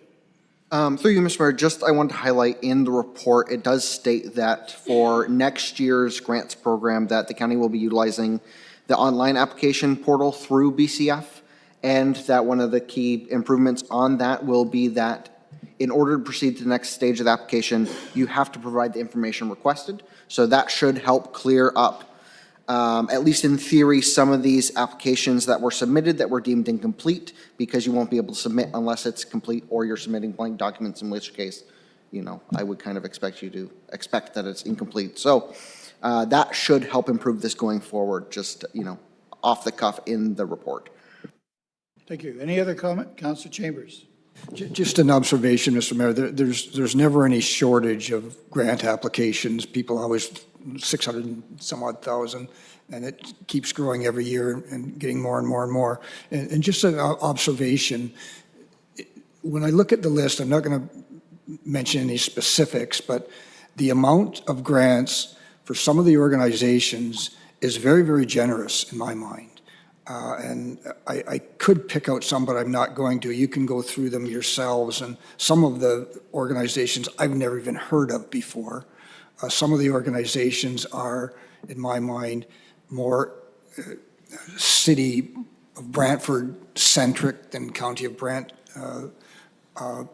And this is when we get into this situation where Councillor Miller is bringing up, when a local organization, for lack of not having the right application, I understand the rules are rules, and they say, we don't get anything, yet you're giving thousands of dollars to so-and-so.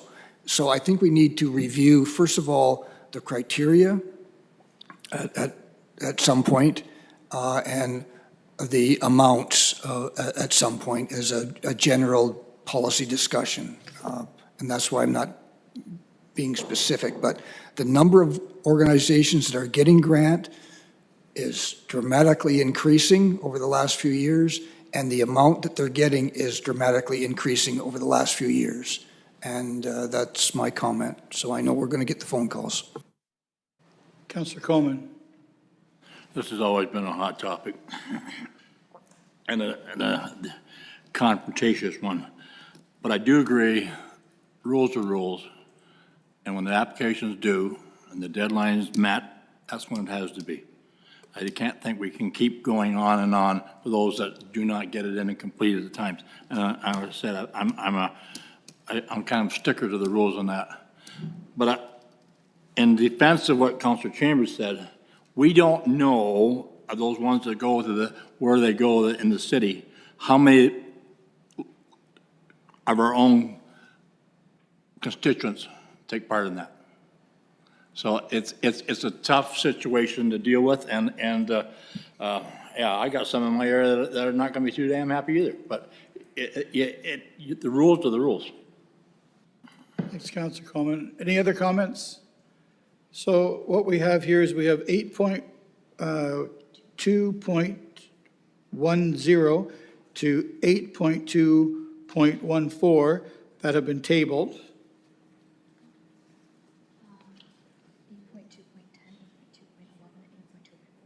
Yeah. Oh, okay, not 12 and 13, sorry. Okay, so they've been tabled. Everything else is up for grabs. Do you want to vote on number 1 separately? I don't know that we can do anything with number 1. Councillor Pierce? Mr. Mayor, so just a process question here. The ones that we're looking to defer there can we not just receive them all? Can if you like. And then continue on with, the Directions been given to Yeah. staff so we can receive them we all. can still receive them all, right? Mr. Oakley, you're okay with that? Yeah, directions been given to staff to see what they can do about see what they can do about it so that we can read them in more detail. Okay, with that being said, we're going to vote on them all. All those in favor? And opposed? And carried unanimously. Committee reports, number 9, a Policy Development Committee report. Councillor Coleman, that's yours. It's a very large report. Any questions to Councillor Coleman? Councillor Bell. I'm not sure it's a question for Councillor Coleman, but I noticed that when we have made a decision, it's just got carried. And I thought we were recording individual votes. And the same is true for the Admin and Operations report. Okay. Correct me if I'm wrong, but I thought we were doing that for each and every decision we made. Madam Clerk, how do you remember it? Through your worship, yes, we are doing recorded votes for everything, so we'll be more consistent there. Oh, sorry. Through your worship, we are doing recorded votes for all, for council meetings, for admin and ops and policy, so we'll be sure to be a bit more consistent there. Was that the question? Sorry. Sorry, I still didn't catch it, so I do apologise. My concern is that it's just got carried. It should indicate who voted in the affirmative and who voted in the negative. Because I know on one of these, not on the Admin and Operations, I voted negative, the only one, but it's not recorded. Okay. So we can do that moving forward.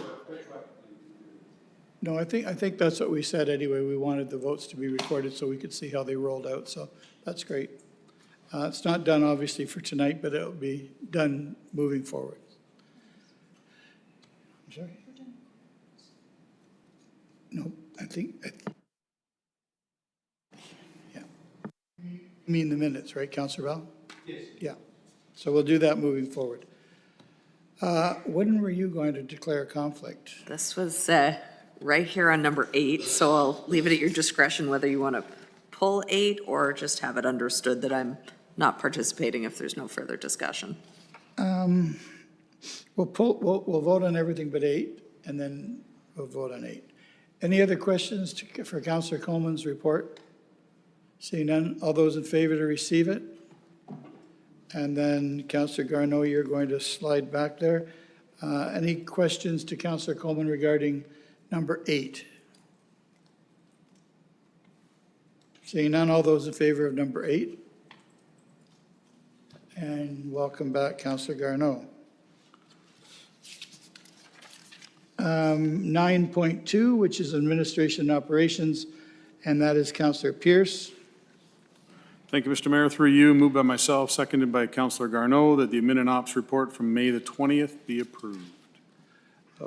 Okay, now that is also a very large report with lots of numbers and lots of metrics. I believe there's 17 recommendations, Mr. Mayor. 17 recommendations.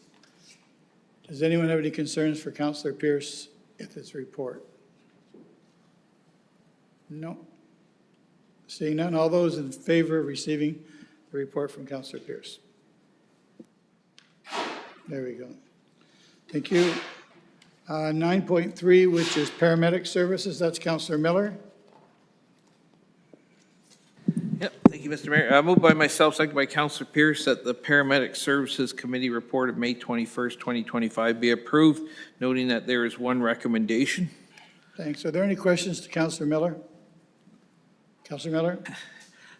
No question to myself, Mr. Mayor, but I did want to point out that the fire service and the paramedics did that annual report, and I would encourage, if you haven't read it, to read it. The paramedics, every time we get together, we get an update on the statistics of the paramedic service, how far usually we're behind, hospital wait times, capacity, volume, patients. I would encourage you just to have a look at it, just know where we are, because it does a very good job of explaining why at budget time we always seem to see a big increase in ambulance. So, but you'll know if you've read that update, or you will read it, you'll see that there has been these huge increases year over year over year in the number of patients that the ambulances have to pick up. So, a lot of good information there. And like you say, come budget time, it wouldn't be a bad idea to have read that. Any other questions for Councillor Miller, other than Councillor Miller? All those in favor? Thank you. Number 10 is staff reports, and Alicia, you have this, temporary rental grant pilot program.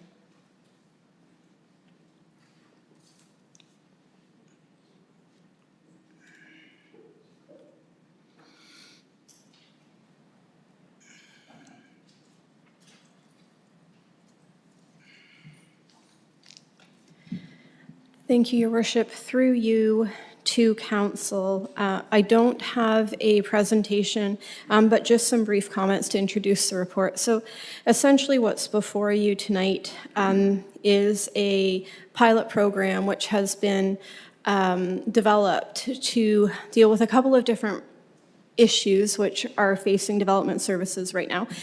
So one of them, council will recall the initial housing needs assessment results came back, which noted a dire need for rentals within the county, specifically multi-bedroom rentals. Some commentary coming back from some of the councillors in this room indicated that it's time to potentially get some innovative solutions. What's before you tonight is not in any way a magic bullet. This is a very small, specific response to one small issue which is coming up, and this is that some of the developers within the county are reporting that there is issues with regards to construction because home sales are down. Council can come to their own conclusions as to why that is. However, we currently have an issue, a couple issues.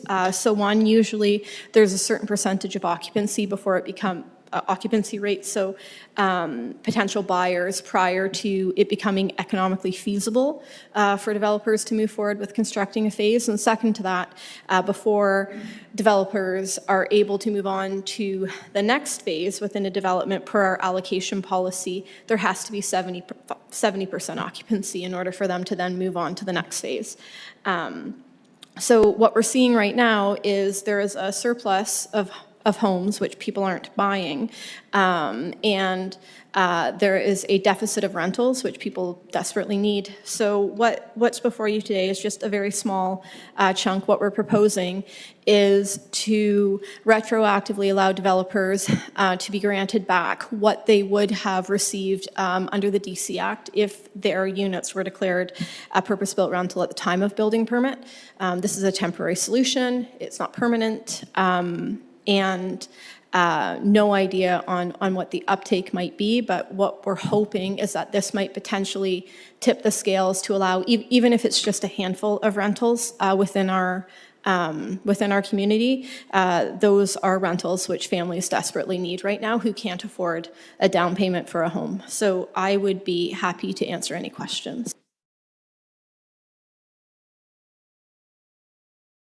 Thank you, Mr. Mayor, through you. So first of all, yeah, kudos for thinking out of the box here, and that's something that we've said a few times. It's kind of a double-edged sword, because half of me's thinking, okay, you know what? Maybe it's not a bad thing if these developers can't get to 70% and can't start the next phase, because that's less houses are going to be built. A lot of people will be happy with that.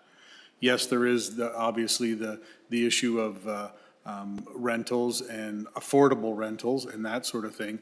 So that's kind of bringing me to my question here, and I'm worried about it because there's nothing, unless I missed it, and apologies if I did, but there's nothing in here to indicate that we as the county would have any say or sway or anything like that as far as the cost of rent would go. So sure, you've got $1 million house there that they can't sell, so they're going to rent it, but are they going to rent it for, you know, $4,000, $5,000 a month that people still can't afford? So I think it's a great idea, don't get me wrong, but I'm wondering, do we have any skin in the game, so to speak, when it comes to the amount that's going to be charged for rent? Because we could, you know, it doesn't help anybody if there's $3,000, $4,000, $5,000 a month houses out there to rent. So through your worship to Councillor Pierce's question, great question. The first thing I guess that I would say is that there are downfalls to us, the county, to having vacant units. So first of all, that's allocation, and that's our infrastructure in the ground that's not being used, right? Which isn't great. Secondly, you know, the economic development report recently came out, which showed that construction is one of our biggest employers within the county. If they're not building, our local construction employees are not working. So there's that. With respect to control, you're absolutely correct. So the county does not have control over what the rents will be. And these are not, to be clear, these are not affordable. The affordable, if they were affordable under what the provincial declares to be, what the province declares to be affordable, there would be a 100% DC credit. So these are not affordable. However, they do have to be rented. And so if they are so high that there is no market for them, then they would not be eligible for the program. Okay, and just one final comment, if I could, and it's just something through you to Alicia with what you just said there. And I get that, but you phrase it in the way that our local construction workers would not be working. Let's be real here. The construction companies that are around, there's only, I think there's one that's local, and that's Pinevest. Everybody else is bigger and from the cities. So I appreciate that comment, but I'd be interested to understand how many local Brant County residents work for, you know, or builders for Lasani or Liv or that type of thing. So if there is, fantastic, but these are not from the area, these are from the big city. Again, thank you for thinking out of the box. Thank you. Through your worship, to Councillor Pierce, just an item of clarification. So the construction trade that's referred to in the economic development report would refer to trades in the construction industry, so not the developers who they work for. So even a developer that, you know, their head office is from out of town, they would hire local trades. So that job count in the ECDAV report, that's what that's referring to.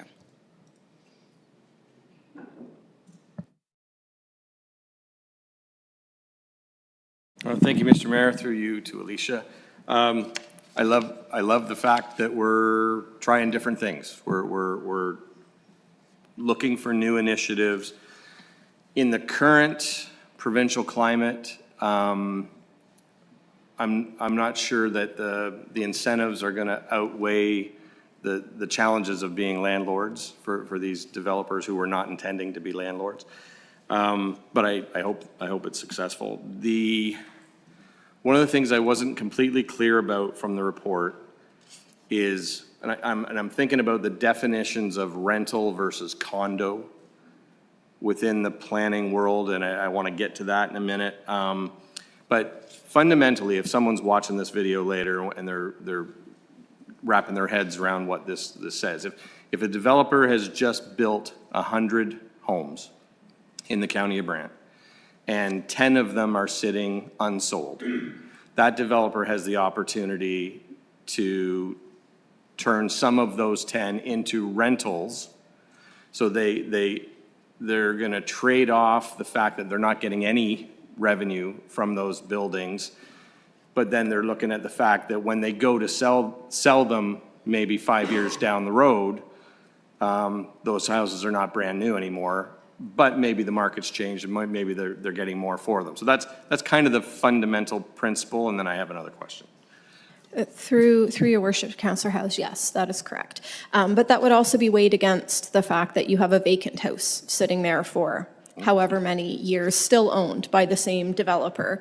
Yep. So essentially, many of the same things, there would still need to be upkeep. There was exterior upkeep, and a lot of the things which a landlord would do, they still essentially are a landlord. They're just not a landlord with tenants, would be the difference, which would push them, in many cases, it would push them past the 70% occupancy rate, which would allow them to get onto a future phase.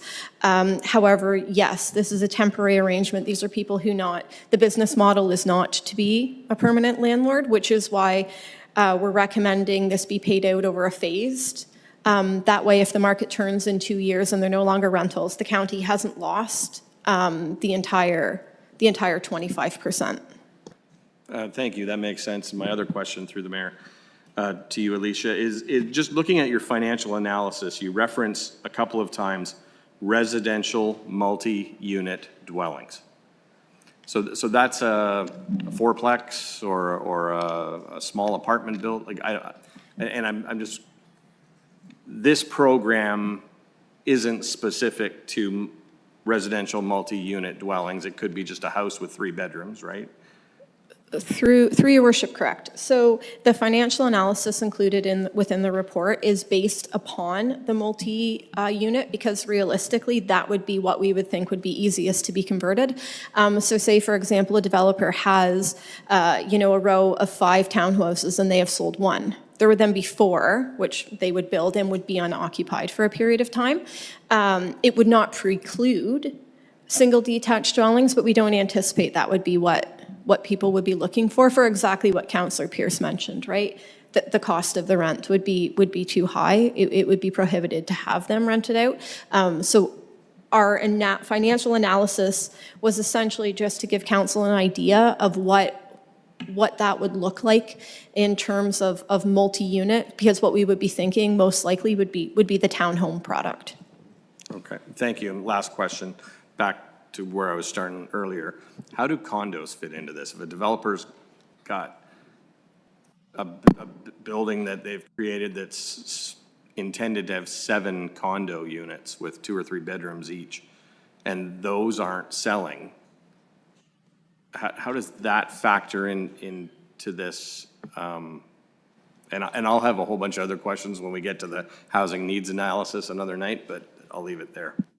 Through your worship to Councillor House's question, this pilot program does not incorporate the condos into it just because there's legalities surrounding who owns it. So once you have a condo corporation, that condo corporation becomes the actual owner. So it becomes much more complicated.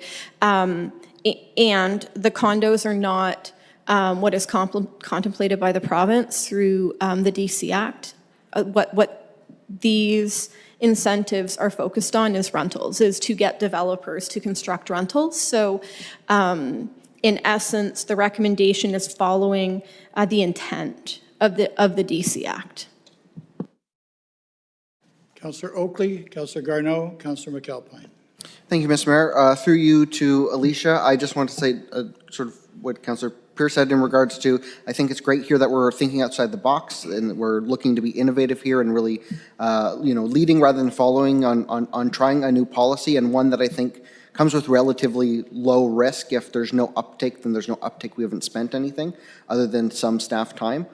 So I think it's great that we're looking to do this. As our housing needs assessment highlights, we are in desperate need of these rental units. So if we get even a handful, I think it's a win.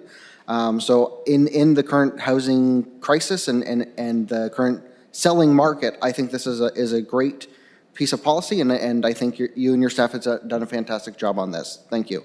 I will also move it on the floor so we can continue the discussion. Thank you. Councillor Garneau, you want to second it before you speak? Happily to. Are we ready for comments? Yep. All right. So I do want to commend staff on this. I think this is a fairly clever solution that fills a different hole in the rental market than perhaps many of us are used to speaking about, and those are the market rentals, because there are people in our communities who have the means to afford market rent and are looking for a property, be it for they've relocated for work, they're in life transitions, whatnot. This is going to fill a gap that perhaps will take some of the pressure off of the rental market at a lower price point. I think the job challenge is real in the community, and we have to recognize the broader economic impact of when folks aren't working, they also aren't spending. That trickles down to local businesses. It can increase reliance on social services. And I wanted to pick up on where staff answered Councillor Pierce's questions about many of our developers being from out of town, but who's actually doing the work on the ground. And there's 100 boulevard street trees in the Granville survey that in our former scope of work we actually planted.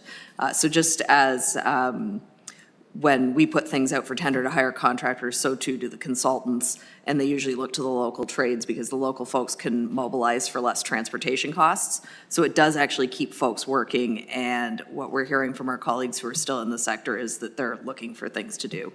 So I think, as has been noted tonight, all things considered, it's a low risk with a fairly limited investment that has the potential to meet some needs in our community. So I want to thank Alicia and the planning staff and everybody who's been involved, because this is quite interesting and I think will go a long way. Thank you. Councillor McAlpine. So I was just curious, part of the, and I think this is an interesting program, but to help pay for it, the county would also be receiving property taxes from these properties if they're rented out. If they were just sitting vacant, would they be paying less property tax or no property tax? I would defer that question to Heather Boyd. There is a lower rate for vacant units. Thanks. Councillor Bell. Thank you, Mr. Mayor. Through you to Alicia. I think you've brought forward a very creative solution to what I think is a much bigger problem. This is just one bite at the apple. The apple is very big. If we were to compare what we would like to see from the housing needs analysis in terms of future housing stock, and we set it against what the developers are actually going to build, there's a huge gap there. So I think what you brought forward is really helpful for our community, and I support this for the people that are looking for this kind of accommodation. I'm not necessarily supporting it for the developers. My sympathies are more with the people that need the accommodation than those that are developing it. So in that respect, I think when and if we get this through to a working model, I would like to be sure that people that do rent these properties don't find that 2 months into their rental, the developer comes along and says, sorry, we sold it now, you're out. So I think there needs to be some guarantee of tenure, reasonable guarantee of tenure for people that use this program. And I think that's a reasonable quid pro quo from the developers.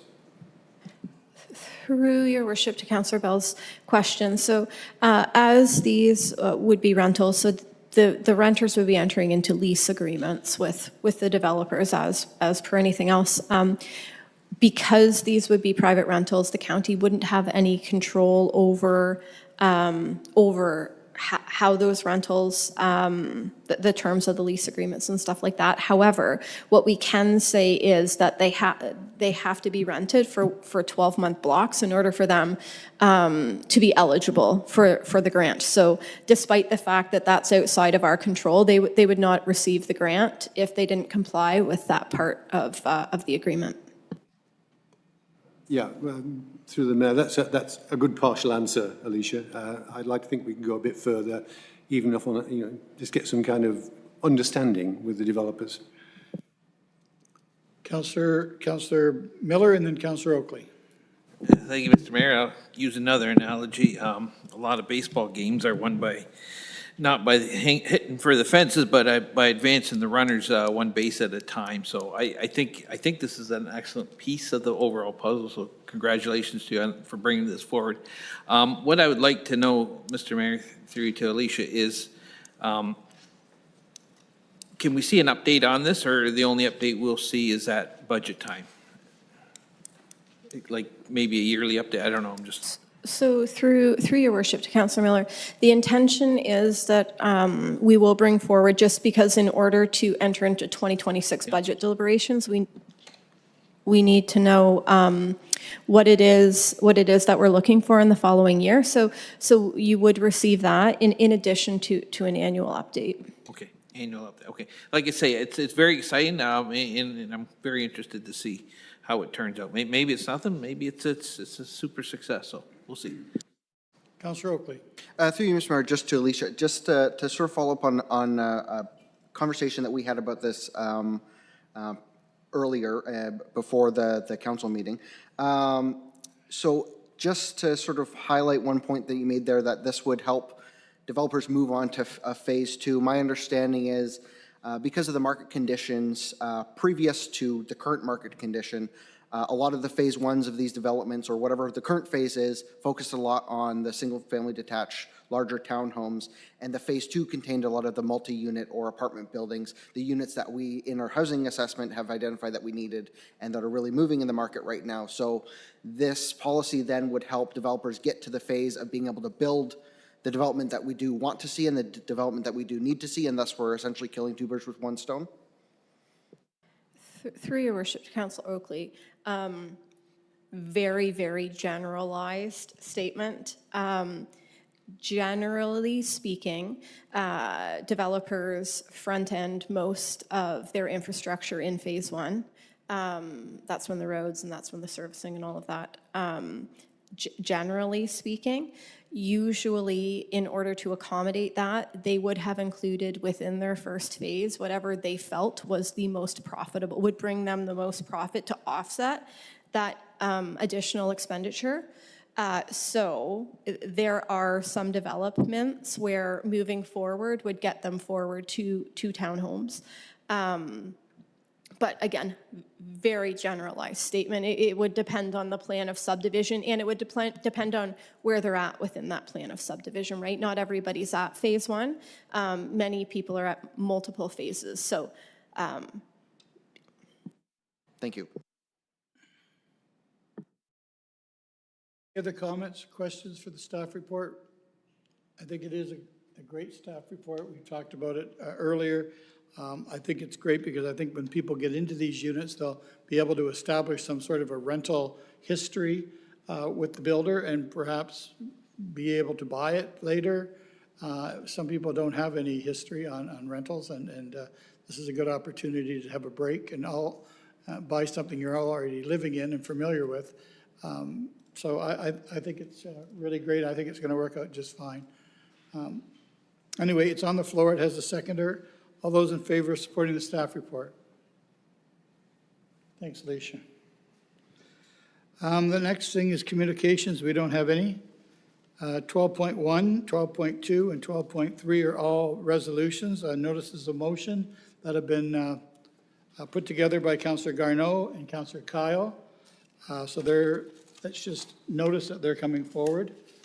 Do you want to speak to them or just let them be? Yep, Councillor Garneau. If I may briefly, and Councillor Kyle can jump in if I miss anything, but speaking to processes, we anticipated a different resolution for action tonight before us. I'm not intending to bring that forward at this time, and instead, Councillor Kyle and I are providing notice on 3 separate resolutions that we hope to be considering in June. Great, thank you. I know we're not supposed to ask any questions, so we'll just leave them. They're kind of self-explanatory. Councillor Kyle, did you want to speak to them too, or is it okay to leave it alone? Yeah, no, I'm good. Councillor Garneau provided explanation for why the other one's not coming back, and these ones are going to be before council for consideration. So we look forward to the discussion in June. Thank you. 12.4, oh, I'm sorry, Councillor Chambers. Could I just get one clarification on one of the resolutions? It might save some question later. The notice of motion with regard to councillors' conference travel expenses, and then in the be it resolved, it doesn't refer to conference travel expenses, it just refers to travel expenses. Is it you want to look at the conference travel expenses or all travel expenses? A little bit confusing. Council, allow Councillor Garneau to speak to it? Yeah, Councillor Garneau? Apologies, I think that would be an oversight on our standpoint. So provided Councillor Kyle's on board and council as well, we would ask to have that inserted. Are you okay, Councillor Kyle? Yeah. Okay, thank you. Okay, so it's now 12.4. Can I get someone to move it? 12.4, please. Councillor Pierce, looking for a seconder. Councillor Bell. All those in favor? Opposed? Carried. 12.5, Councillor Oakley. Yep.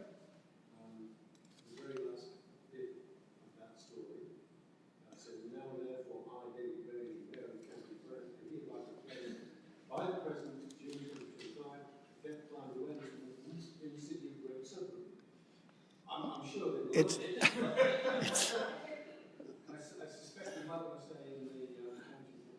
I think that's really quite funny. That's really quite funny. Through your worship to the councillor, this happens quite often with proclamation requests that we receive. We just put the wording in as is, but we correct it after the fact. But it's fine with me. We'll do it everywhere.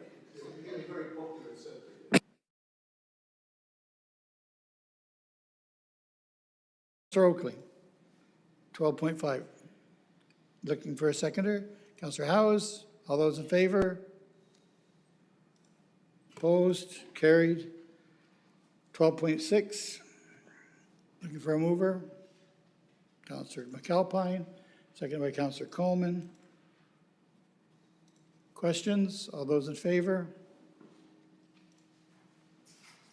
Carried. Other business.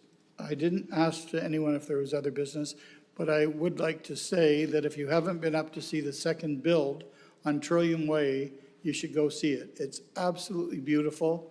And when you do go and see it, it's the perfect example of how the city and the county can work together. The mayor's task force was the driver behind it. And what you'll notice when you go and see it, not only is it beautiful in every way, but they didn't cut down any trees. Big trees right outside a brand new building. You can't even understand how much it makes a difference. You notice it the minute you stand on a balcony. It's amazing and a wonderful job. So again, you can't help everybody all at once, but it's another big chunk of success for the county of Brandon and the city of Brantford. It's a beautiful build, and we have room for another one. Councillor Pierce. Thanks, Mr. Mayor. If I could just add to that, and was able to take the tour, and Councillor Bell was there, and Allison was there. And Councillor Bell made a statement. He says, it doesn't seem that long ago that we were there for the groundbreaking, and to remember that day, because they had the machines there the day we did the groundbreaking. They were starting to do a little dirt, and then to walk into that facility the other day, it was like, wow, that's incredible. Well done. Councillor Oakley. You, Mr. Mayor, I just wanted to give kudos to everyone who worked on that project. It's fantastic, and in particular as well, to highlight, it was completed in this term of council, but largely the initial work and approval of the project was done by the previous term of council. So yesterday, myself and Councillor Howes went with my predecessor, Mark Laferriere, who was a major mover behind that to help move that forward. So I just wanted to, at this moment, also highlight and thank our predecessors on who sat around this table last term council, Joan Gatwerg, John Wheat, and Mark Laferriere, for really, helping move that forward, in addition to all the current members of council who are still on council now who approved that project. Well, thank you for that, and thank you for acknowledging the people that aren't here yet, because it was something we were going to try. We weren't sure how popular it was going to be. We had people yelling, "Don't take away our view," when we, do you remember that, when we did the groundbreaking? People that lived in the first building said, "What are you doing? You're going to wreck our view." And it's like, "Oh, we're trying to help you." And it's like, "Oh." But anyway, there's nothing wrong with it at all. It was flawless. It was a great build and a smart move. And as I said, we have room for another one without ruining the look of all three of them. So congratulations to all of us, because it was a real success story. Okay, we're going to go in camera now. Councillor Kyle, are you still there? Can you take us into camera? Oh, Councillor Oakley, you have it? Yeah, Mayor Bailey, I do have it over here just because Councillor Kyle is online, so I got the resolution in front of me. Oh, okay. Okay. Thank you, Mr. Mayor. Moved by myself and seconded by Councillor Kyle that the County of Brant Council convene in camera to discuss 2.2392C, a proposed or pending acquisition or disposition of land by the municipality or local board, RPT-0221-25, St. George land acquisition for Howell Road Water Treatment Plant, and S2392F, advice that is subject to solicitor client privilege, litigation or potential litigation, position, plan, procedure to be applied to negotiations, and personal matters about an identifiable individual, administrations and operations in camera report, May 20th, 2025. Thank you. Oh, and Councillor Pierce? Mr. Mayor, I don't know if we have to add the one that I added, or? Yeah. Clerk? Yeah, she's got it. So it's the other one that we're going in camera for is the one that Councillor Pierce and myself brought forward as of this morning's OPP meeting. So that's going to be discussed also. All those in favor of going in camera? Opposed? Carried.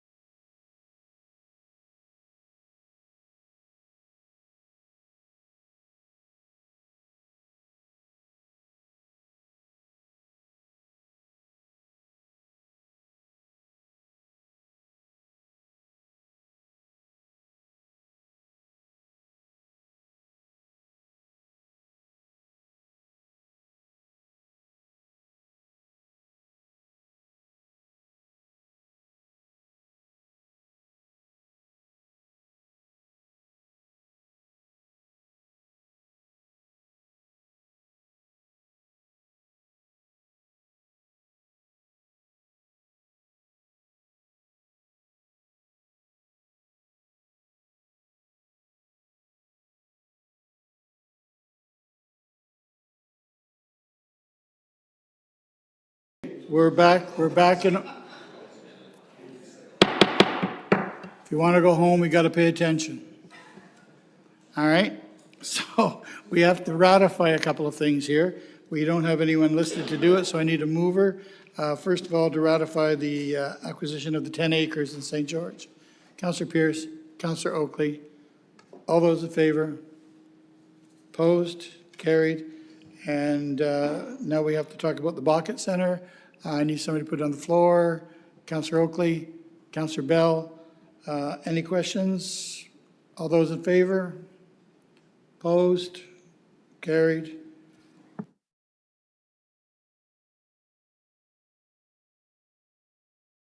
Takes us to the bylaws, which is Councillor Howes and Thank you, Mr. Mayor. Moved by myself and seconded by Councillor McAlpine that bylaws 49-25 to 68-25 be read a first time. Are there any questions for the first reading of the bylaws, noting that there's a lot of them? No? All those in favor? Second reading, please, Councillor House. Moved by myself and seconded by Councillor McAlpine that bylaws 49-25 to 68-25 be read a second time and all preambles and clauses be adopted. Are there any questions to the second reading of the bylaws? Seeing none, all those in favor of the second reading? And if you can finish it off with the third reading, please, of the bylaws, Councillor Howes. Thank you. Moved by myself and seconded by Councillor McAlpine that bylaws 49-25 to 68-25 be read a third time, passed, signed, and executed. Thank you. All those in favor of the third reading of the bylaws? Noting there's a lot of them. Thank you. Which takes us to number 16 on the agenda, which is our next meeting. It's June the 10th at 6 o'clock here. Is there anything else for the betterment of the County of Brant? Seeing none, looking for a motion to adjourn. Councillor